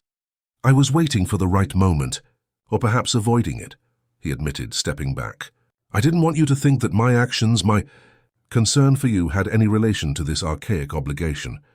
Amara tried to process this new information, fitting it into the complex puzzle that was her life. Is that why you've been so cautious with me? So determined to keep your distance? Partially. His eyes met hers, and there was a genuine vulnerability there. But mainly because from the moment I saw you at that exhibition, I felt something I didn't expect. Something that complicates everything I've planned for years. What? The question came out almost as a whisper. Ethan didn't answer with words. Instead, he took a step forward, closed the distance between them, and kissed her. It was a restrained, almost hesitant kiss, so different from the controlling, confident figure he normally projected. Ethan's hands remained at his sides, as if he feared touching her beyond that single point of connection. For Amara, it was like an electric current running through her body. She had never been kissed before, never felt the warmth of other lips against hers. The sensation was simultaneously terrifying and exhilarating, unknown and yet somehow familiar, as if her body recognized something her mind was still processing. When he pulled away, his eyes were dark with emotion. This, he said simply, this is what complicates everything. Before she could reply, the shrill sound of an alarm cut through the silence. The apartment's security system had been triggered. Ethan transformed instantly, the vulnerability disappearing beneath a mask of professional alertness.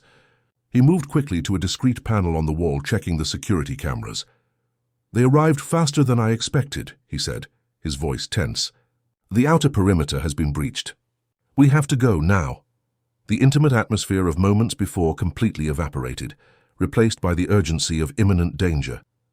Amara felt herself thrown back into reality, a world where there was no space for emotional discoveries or personal connections. A world where they were prey in a relentless hunt. As Ethan quickly led her to a secret passage disguised as a bookshelf, Amara had only an instant to reflect on the irony of her situation. Just as she found the courage to take the first step towards emotional freedom, she was forced to flee again. Her life story seemed an endless cycle of captivities and escapes.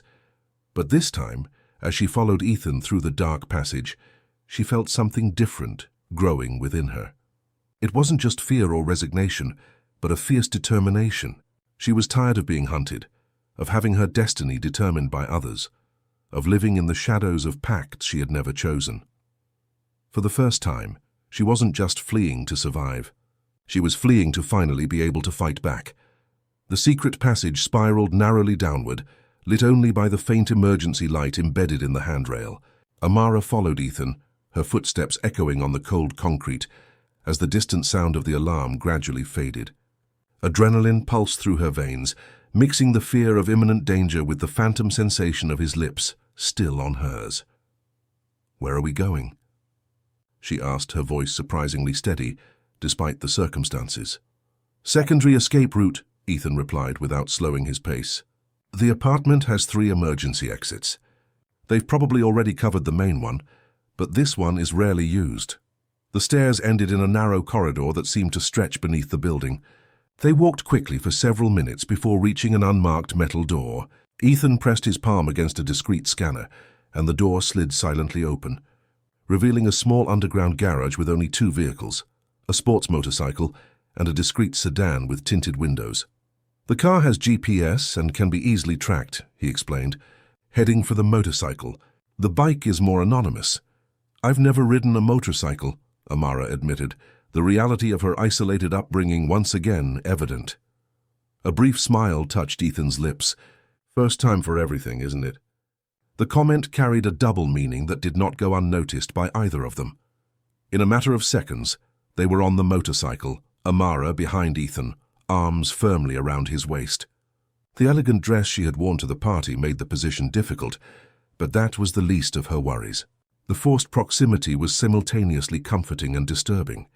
The warmth of his body against hers, the scent of his cologne mixed with adrenaline, the acute awareness of every point where they touched.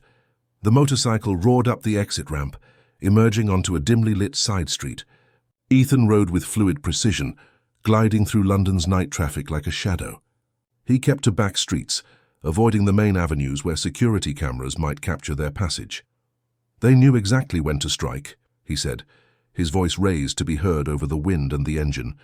They must have informants at the party watching our exit. Where are we going? Amara shouted back, tightening her embrace as the bike took a sharp turn. To a place that even the Order doesn't know.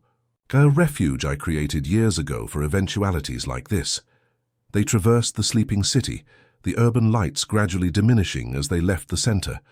Eventually, paved streets gave way to secondary roads, and the metropolis was replaced by increasingly dense vegetation. They were heading inland, Amara realized, moving away not just from immediate pursuit, but from civilization itself. After almost 2 hours of travel, Ethan finally slowed down, turning onto an almost invisible dirt road between tall trees. The bike continued for a few more minutes before stopping in front of a low, discreet building, practically camouflaged by the surrounding vegetation. "Welcome to my true sanctuary," he said, turning off the engine. The sudden silence was almost deafening, filled only by the nocturnal sounds of the forest. The cabin, if it could be called that, was a modern, minimalist structure integrated into the landscape. Glass walls alternated with dark wood, partially reflecting the night sky and the surrounding trees. It's unexpected," Amara commented, observing the place as she dismounted from the motorcycle, her legs slightly trembling from the long ride. It was designed to be invisible to both human eyes and digital surveillance. Ethan approached a discreet panel next to the door. Independent solar power, its own water system, no connection to external networks that could be traced. The interior was surprisingly welcoming, an open-plan space with high ceilings, furnished with simple but elegant pieces. An entire side was made up of floor-to-ceiling windows, offering a view of the forest that would be stunning in daylight. "You planned all this," Amara observed, not as an accusation, but as an observation. "This escape, this place, how long have you known it would be necessary?" Ethan moved around the room, turning on some lights and quickly checking the security system. "I didn't know specifically, but I learned to always have a contingency plan. Several, in fact." He turned to her, and in the confined space of the cabin, the tension between them seemed amplified. The interrupted kiss hung between them like an unanswered question. "I think we need to talk about what happened before the alarm went off," Amara finally said, deciding to address the situation directly. Ethan hesitated, something rare for a man usually so decisive. "It wasn't planned. I believe that's the point." She took a step towards him. "In all my life, everything was planned, controlled, predetermined. Every aspect of my existence was shaped by others. My mother, your father, the Order." Another step. "That kiss was the first genuinely spontaneous thing I've ever experienced." "Amara," there was a warning in his voice, but also a plea. "I'm tired of being afraid," she continued, keeping her eyes fixed on his. "Afraid of the world. Afraid of men. Afraid of my own desires." One last step, bringing her very close to him. "I spent 22 years being shaped by others. It's time to find out who I really am." Ethan's carefully maintained control seemed to fray before her eyes. "It's not that simple. Perhaps not. But it's my choice to make, isn't it?" The question hung between them, loaded with meanings beyond simple words. It was about autonomy, about reclaiming her right to decide, about her body, her heart, her destiny. "Yes," he finally replied. "It's your choice." Amara reached out, touching his face with trembling fingers. The contact seemed to unlock something in Ethan. His hands found her waist, pulling her closer with an urgency that contradicted his earlier protests. This time, the kiss was anything but hesitant. It was as if years of restraint, of denial, of carefully maintained distance disintegrated in an instant. His hands on her back, in her hair, the growing warmth between their bodies, the dizzying sensation of finally following her own desire instead of rules imposed by others. When they finally broke apart, both were breathing heavily. Amara could feel her heart beating frantically, a vivid reminder that she was truly alive, not just existing. "I'm afraid of what I feel for you," Ethan admitted, his voice hoarse. "Of what it means, of the complications it creates." "Why?" She kept her hands on his shoulders, refusing to pull away. "Because I can't separate what I feel from the context in which we find ourselves." His eyes were intense, almost feverish. "I can't ignore the pact, the order, our shared past even before we met." "I'm not asking you to ignore it." Amara touched his face again, keeping him focused on her. "I'm asking you not to let that determine our future." Something shifted in his expression, a resolution, an acceptance. "You're right. We've spent too much time being manipulated by external forces." His hand slid down her face, a reverent touch. "But I need you to fully understand what you're getting involved in. With us." "With me?" "Then tell me. Everything." Amara moved to the sofa, gently pulling him to sit beside her. No half-truths this time. Ethan took a deep breath, as if gathering long-held thoughts. "You know about the basic pact. About the order. About the marriage agreement between us." "Yes.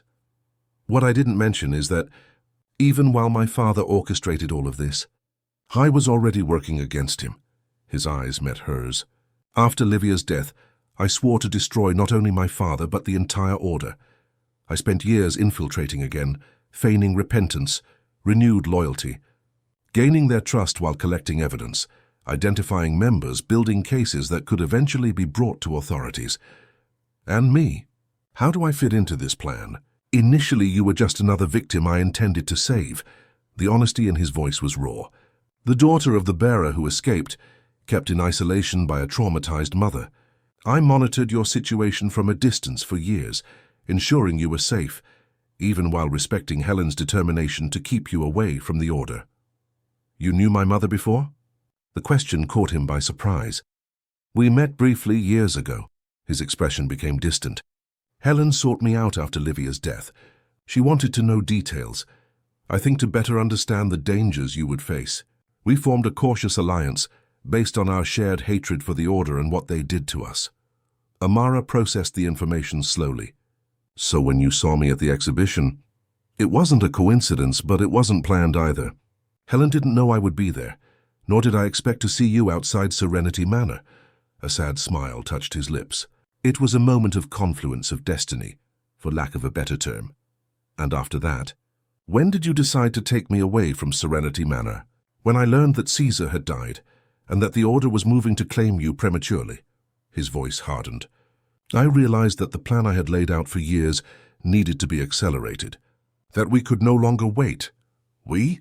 Amara arched an eyebrow. "Helen and I, we were coordinating efforts, even when we disagreed on methods." Ethan hesitated. "Your mother wanted to keep you hidden until your birthday, when you would legally be free from the pact's obligations. I argued that we needed to be more proactive. Caesar's death changed the balance of power within the order. Edward would not feel obligated to respect the original terms. So the escape from the greenhouse, it was partially planned." "Yes, but not in the way you're thinking." He took her hands in his. "Your decision to call me, to meet me, to come with me, all of that was genuinely yours. I merely took advantage of the opportunity when it arose." Amara tried to process all the new information, fitting it into the puzzle of her life. "And now, what's the plan? Now we're in uncharted territory." There was a raw honesty in his voice. "The invasion of my apartment means Edward is moving his pieces faster than we anticipated. We need to accelerate our counterattack. How? By releasing the evidence I've gathered. Not just about the order, but specifically about Edward and other senior members. Documented crimes, abuses, corruption, financial manipulation. Enough to destroy not only reputations, but to ensure real convictions." "Why didn't you do it before?" "Because I was waiting to have enough evidence against all the key members. A coordinated action to ensure no one escaped." His face hardened. And because I wanted to protect certain people who were victims, but who would inevitably be exposed in the process, including you. Amara absorbed his words, considering the implications. So what changed? Edward forced our hand and Ethan hesitated, looking at their intertwined hands. And I realized that some things are more important than perfect plans. Some people are worth the risk. The admission hung between them, laden with unspoken meaning. Amara felt something warm expand in her chest. Not just desire, but a deeper connection, a recognition of equally wounded, equally determined souls. "What happens to us when all this is over?" she asked, her voice little more than a whisper. "That depends entirely on you." His eyes met hers, intense and vulnerable. "The pact stipulates a marriage, it's true, but I will never allow it to be used to determine your future. When the order falls, you will be truly free for the first time. Free to choose your own life, including free from me if that's what you desire." The sincerity in his voice touched her deeply. In a world where she had been treated as property, as a pawn, as a symbol, finally someone saw her as a complete human being with the right to her own choices. "And if I don't want to be free from you?" The question escaped before she could contain it. Something flared in Ethan's eyes, hope perhaps, or a long-suppressed desire. "Then we would make our own way, without pacts, without imposed obligations, just two people choosing each other." The words were like a key unlocking something inside her, a possibility she had never truly considered possible. A life determined by her own choices, not by agreements made even before her birth. "I would like that," she admitted softly. Ethan touched her face with surprising gentleness for a man of his strength. "Me too, more than I should." The kiss that followed was different from the previous ones, softer, deeper, laden with promises not yet articulated. When they broke apart, Amara felt a renewed determination growing within her. "What do we need to do first?" she asked, her voice firm. "To bring down the order." The transition surprised her, how easily they moved from intimacy to strategy, as if both were natural parts of the same dance. But perhaps it was exactly so for people like them, shaped by extraordinary circumstances, united by purposes that transcended the ordinary. Ethan stood up, moving to a seemingly ordinary bookshelf. He pressed a sequence on one of the shelves, revealing a secret compartment containing a laptop and several external storage devices. "This computer has no internet connection," he explained, returning to the sofa. "It's where I keep copies of all the evidence. The transmission needs to be done from somewhere else, using secure and anonymous connections." Amara watched as he turned on the computer and navigated through a series of encrypted folders. "Impressive," she commented, observing the extent of the documentation. "How long did it take to gather all this?" "Years!" There was an almost feverish intensity in his movements now. Every fragment of evidence carefully collected, verified, preserved. Financial records, hacked emails, audio recordings, testimonies from former members willing to testify under protection.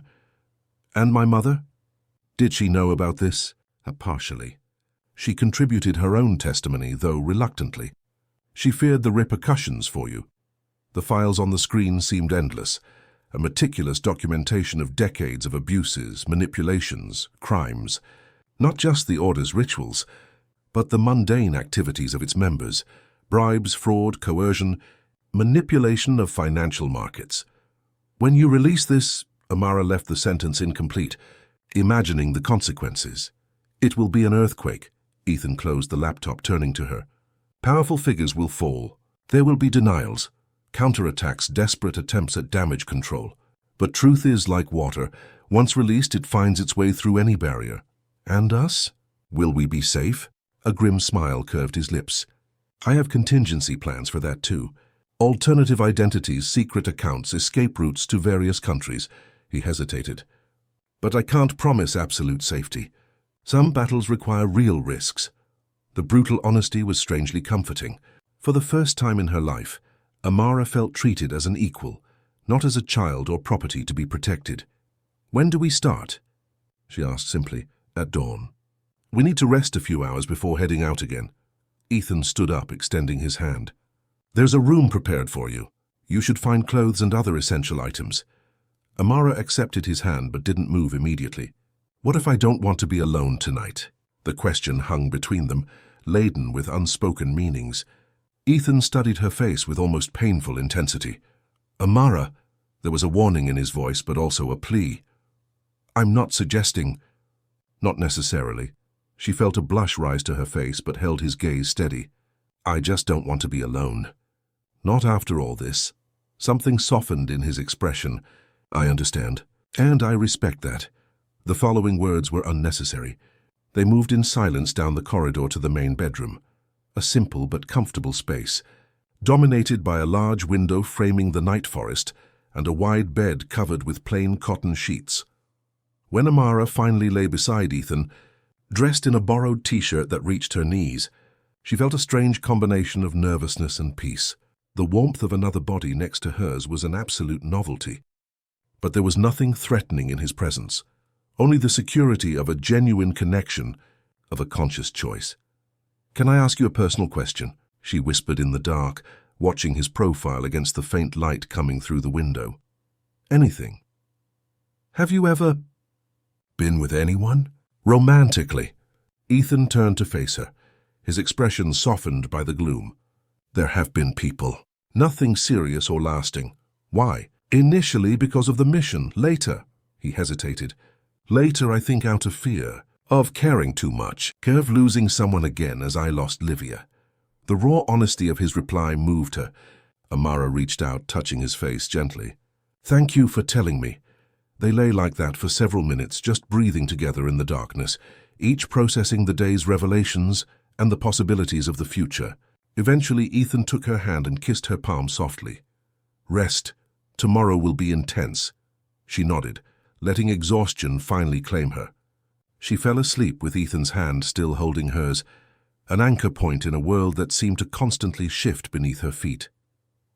Dawn brought a surprising clarity to the forest. Amara woke up alone in bed, but could hear movement in the kitchen. She got up, finding clothes carefully laid out for her. Jeans, a t-shirt, a light jacket, all new and exactly her size. Ethan's precise planning continued to impress her. Nothing was left to chance, every contingency carefully considered. It was simultaneously comforting and slightly disturbing. She found him in the kitchen making coffee. He wore simple clothes, dark jeans, a black t-shirt, younger and less formal than she had ever seen him. The casual look humanized him in a way that touched something within her. Good morning. He offered a steaming cup. Did you sleep well? Surprisingly, yes. Amara accepted the coffee, allowing her fingers to brush his for a moment longer than necessary. What's the plan for today? Straight to the point. A quick smile lit his face. We need to get to a specific location with secure internet access. I have a secret office in Manchester that few know about. From there we can initiate the disclosure. And then... Ethan paused as if carefully considering his next words. Then controlled chaos. The information will be sent simultaneously to selected journalists in different countries, financial regulatory agencies, and certain police departments with a reputation for integrity. Once initiated, the process will be irreversible. Amara absorbed his words, considering the implications. How long do we have before Edward realizes what we're doing? Hours at most. He has contacts in all relevant places. Someone will inevitably alert him. Ethan's expression grew grim. That's why we need to be ready to disappear as soon as the transmission is complete. Disappear? The word hit Amara like a physical blow. Where to? I have an isolated property in rural Ireland. Documents and alternative identities are already prepared. His eyes met hers. Unless you prefer another arrangement. This is your life, Amara, your choice. The consideration in his words moved her. In all her existence, she had never truly chosen her own path. Even her escape with Ethan had been, in a way, orchestrated by circumstances beyond her control. And my mother. Helen has her own contingency plans. We can contact her safely after the initial disclosure. Arrange a meeting if you wish. Amara pondered everything as she finished her coffee. The idea of a completely new life, away from everything she knew, was simultaneously terrifying and liberating. Ireland sounds good, she said finally. For now, at least. The brief smile that lit Ethan's face was worth every moment of uncertainty. Then let's get ready. We have a long day ahead of us. They left the cabin an hour later, in a different vehicle. A discreet SUV with license plates Ethan explained were untraceable. The journey to Manchester took just over 2 hours, mainly on secondary roads to avoid surveillance cameras on major highways. The secret office turned out to be a discreet space above a mechanic's workshop in an industrial area of the city. The contrast between the worn exterior and the technologically advanced interior was striking. "I built this 5 years ago, completely off the grid officially."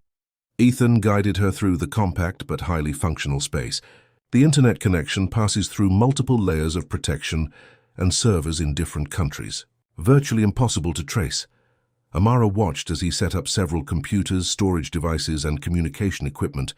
There was an almost military precision in his movements, each step clearly rehearsed countless times in his mind. "How can I help?" she asked, suddenly feeling useless in the face of so much technical knowledge. Ethan looked at her, considering the question seriously. "Actually, there's something crucial you can do. A testimony. A testimony. Your personal testimony. About your isolated upbringing, about the pact, about everything you've discovered. It would be incredibly powerful, especially coming from someone who was supposed to be the Order's next jewel." He hesitated. "But I'll understand if you don't want to expose yourself that way." Amara didn't hesitate. "I'll do it." In the following minutes, she sat before a camera and told her story. Not the edited or softened version, but the complete and painful truth. The isolation, the indoctrination, the recent discoveries about the pact and the Order. She spoke without notes, without pauses, her voice growing stronger as she went on. When she finished, she noticed Ethan watching her with an expression she couldn't quite decipher. Admiration, perhaps mixed with something deeper. "That was extraordinary," he said, turning off the camera. "Your courage. It's not courage when there's nothing left to lose." Amara wiped away tears she hadn't even realized she'd shed. "Truth is the only weapon we truly have." Ethan nodded gravely. "I'll add your testimony to the main package. It will be impossible to ignore." The next few hours were intense. While Ethan worked on the transmissions, configuring systems and preparing the files, Amara helped with smaller tasks, organizing physical documents, checking lists, preparing the supplies they would take on their imminent escape. It was almost noon when he finally stepped away from the main computer, a look of determined resolution on his face. "It's all ready. Once I hit send, there's no turning back." Amara approached, stopping beside him. "We do this together," she said, placing her hand over his on the mouse. The simple gesture carried a symbolic weight that did not go unnoticed by either of them. Together they pressed the button that would initiate a cascade of revelations across the world. "How long?" she asked as the progress bar slowly advanced on the screen. "For the complete transmission, about 40 minutes. For the first reports to start appearing, perhaps 2 hours. For Edward to find out..." Ethan checked his watch. "Probably less than 90 minutes. Then we have to leave in an hour." "Yes." He began shutting down secondary systems, preparing to erase all traces of their presence. "The car is fueled. Documents and money in the secure compartment. Our private flight leaves from a small airfield near Southampton at 3:30 p.m. The efficiency of his planning was impressive. "You really thought of everything." "I tried." A tired smile curved his lips. Years of planning tend to produce meticulous strategies. Amara watched the progress bar advance, feeling a strange mix of fear and liberation. In a matter of hours, the world that had held her captive all her life would begin to crumble. It was then that the first security alert sounded. The shrill sound cut through both their concentration. Ethan moved immediately to one of the secondary monitors, his body tense like a predator on alert. "Someone triggered the outer perimeter," he said, his voice suddenly professional. First level only could be a coincidence, but when a second alert sounded 30 seconds later, any hope of coincidence vanished. "They found us." Ethan's voice acquired a metallic quality. "Somehow they discovered this place." "How?" Amara felt fear growing in her stomach. "It doesn't matter now." Ethan moved quickly, collecting essential devices, destroying others. "What matters is that we have to get out. The transmission will continue automatically, even without our presence." Amara checked the progress bar, 68% complete. "How much time do we need to buy?" 20 minutes at least." The third alert sounded more urgent than the previous ones. External security cameras now showed 3 vehicles parking a block away. Men in dark suits emerged, moving with the disciplined precision of professionals. The order's private security, Ethan identified. Edward wouldn't send police or any official force. Too risky for his public image. Amara watched the men strategically position themselves around the building. How long do we have before they get in? Minutes. Ethan finished collecting the essential items in a backpack. There's a secondary exit out back. It leads to a series of alleys I know well. If we can reach the backup vehicle. He was interrupted by the sound of glass breaking on the lower floor. They're fast, he murmured, pulling a weapon from a hidden compartment. Noticing Amara's surprised look, he added, "Last resort. I prefer to avoid direct confrontation." They moved quickly to the back exit, a narrow door leading to a fire escape. They descended silently, alert to any movement. The alley below was momentarily empty, but they could hear voices approaching. "This way," Ethan whispered, guiding her through a narrow passage between buildings. They advanced quickly, using shadows and alleys to cover their movement.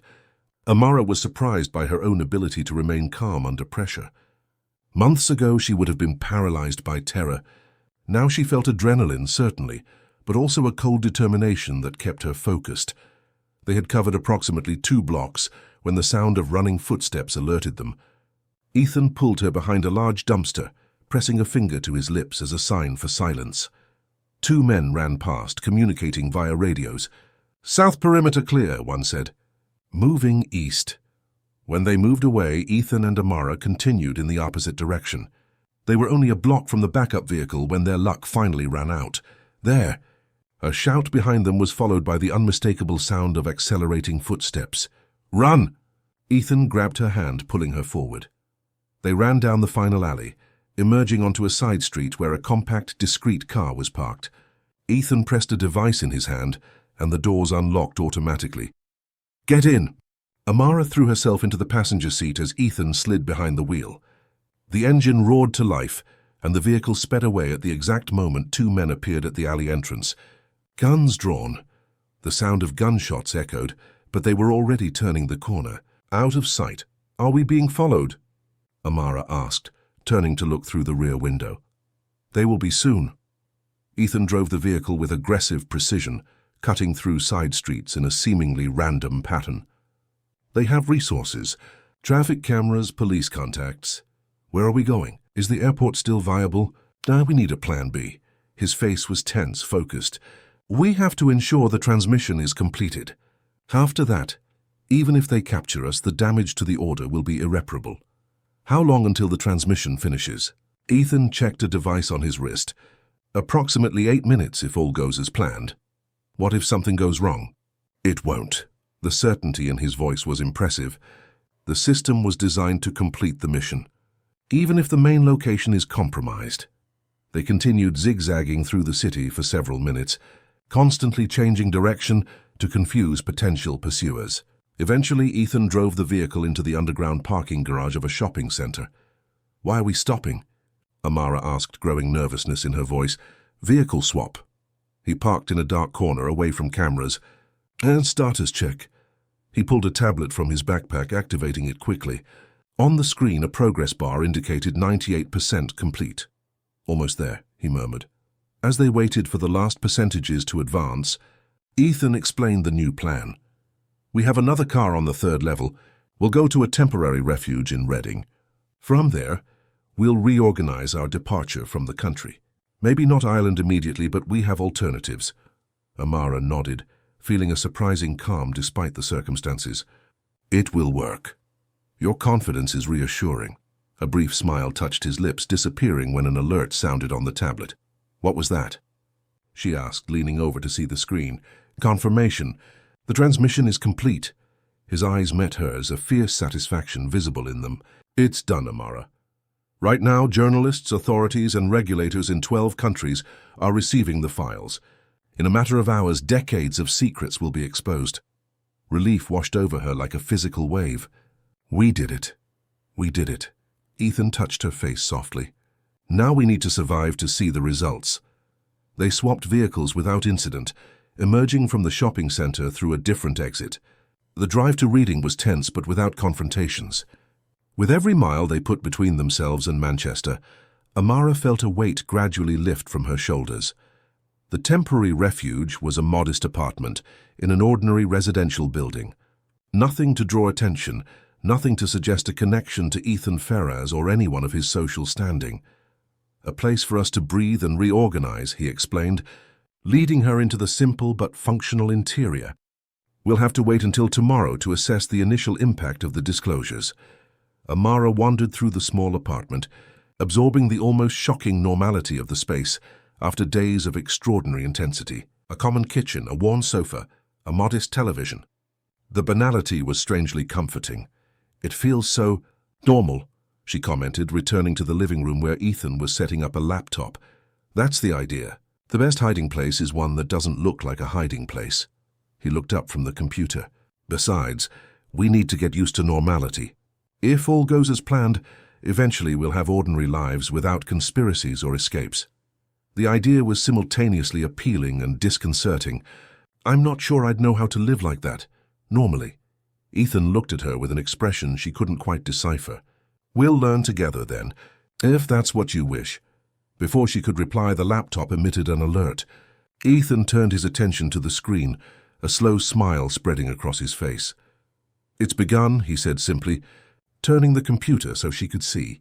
On the screen, an international news website displayed a headline in bold letters, Global Scandal.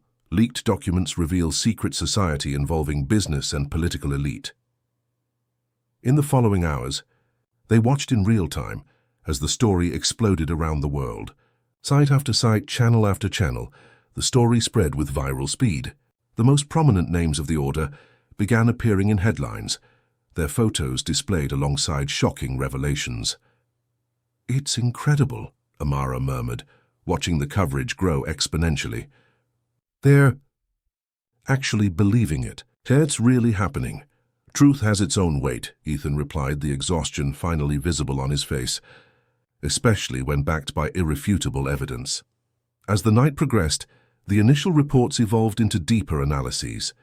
Experts discussed legal implications. Investigative journalists independently confirmed parts of the allegations. Politicians issued carefully distanced statements from implicated colleagues. And then, shortly after midnight, came the news that changed everything. Edward Menzies found dead in his manor. Police investigate possible suicide. Amara felt her blood run cold.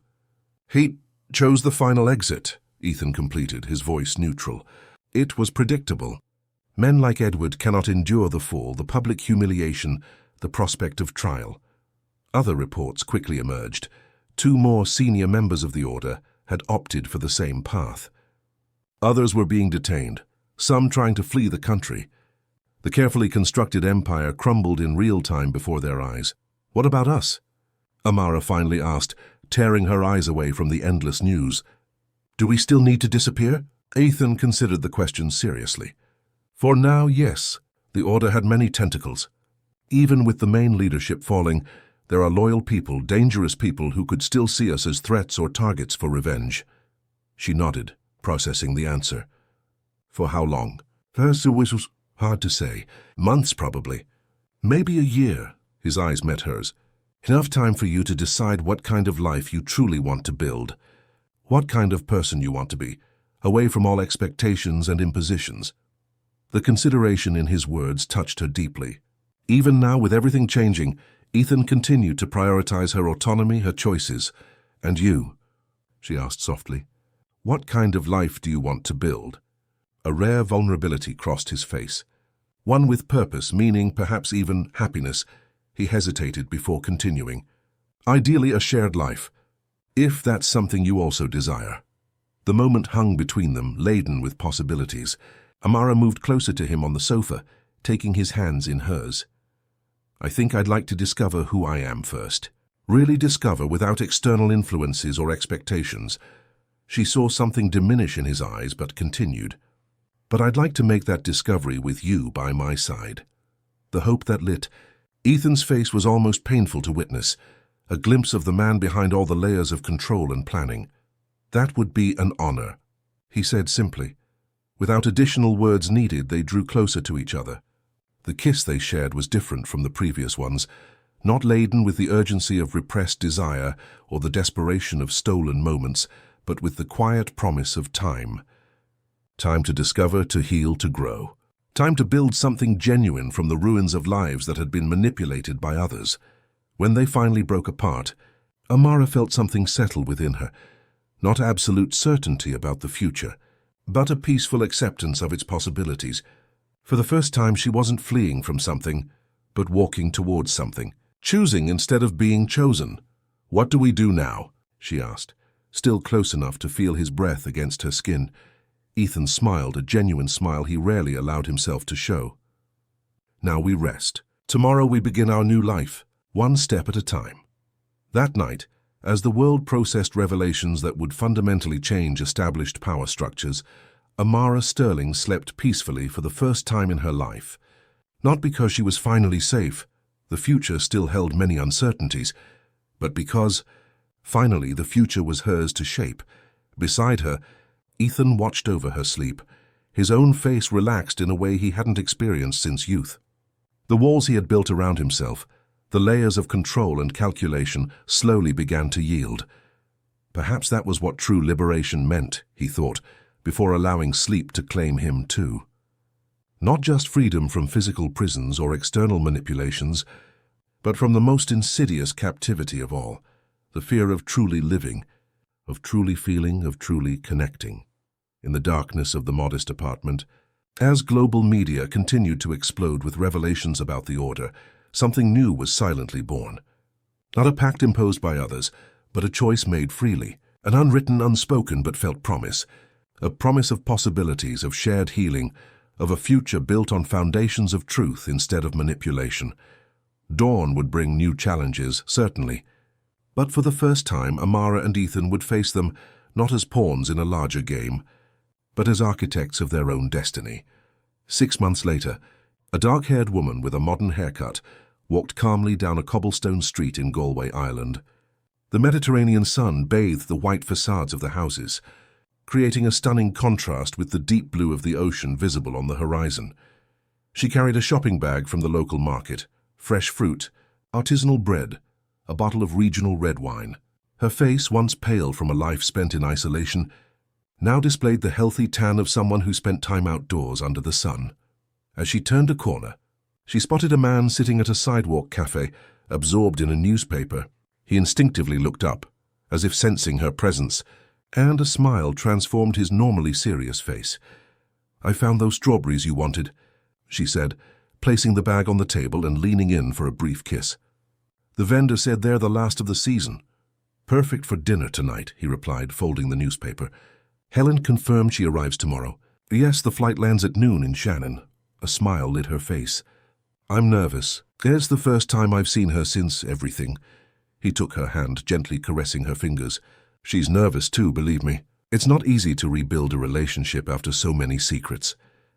"Nothing about our path has been easy." She looked at the distant ocean. "But perhaps that's the beauty of it. We are finally writing our own story, instead of following a script written by others." The man nodded, a peace in his eyes that would have seemed impossible months ago. "To stories we've begun to write ourselves," he said, raising his coffee cup in an impromptu toast. She smiled, an expression free of past shadows. "To new stories, new possibilities." As they walked together back to their seaside home, their fingers naturally intertwined, the sun began its gradual descent towards the horizon. The golden light of dusk transformed everything it touched, as if the whole world were being renewed, reborn. For Amara and Ethan, perhaps it was exactly that.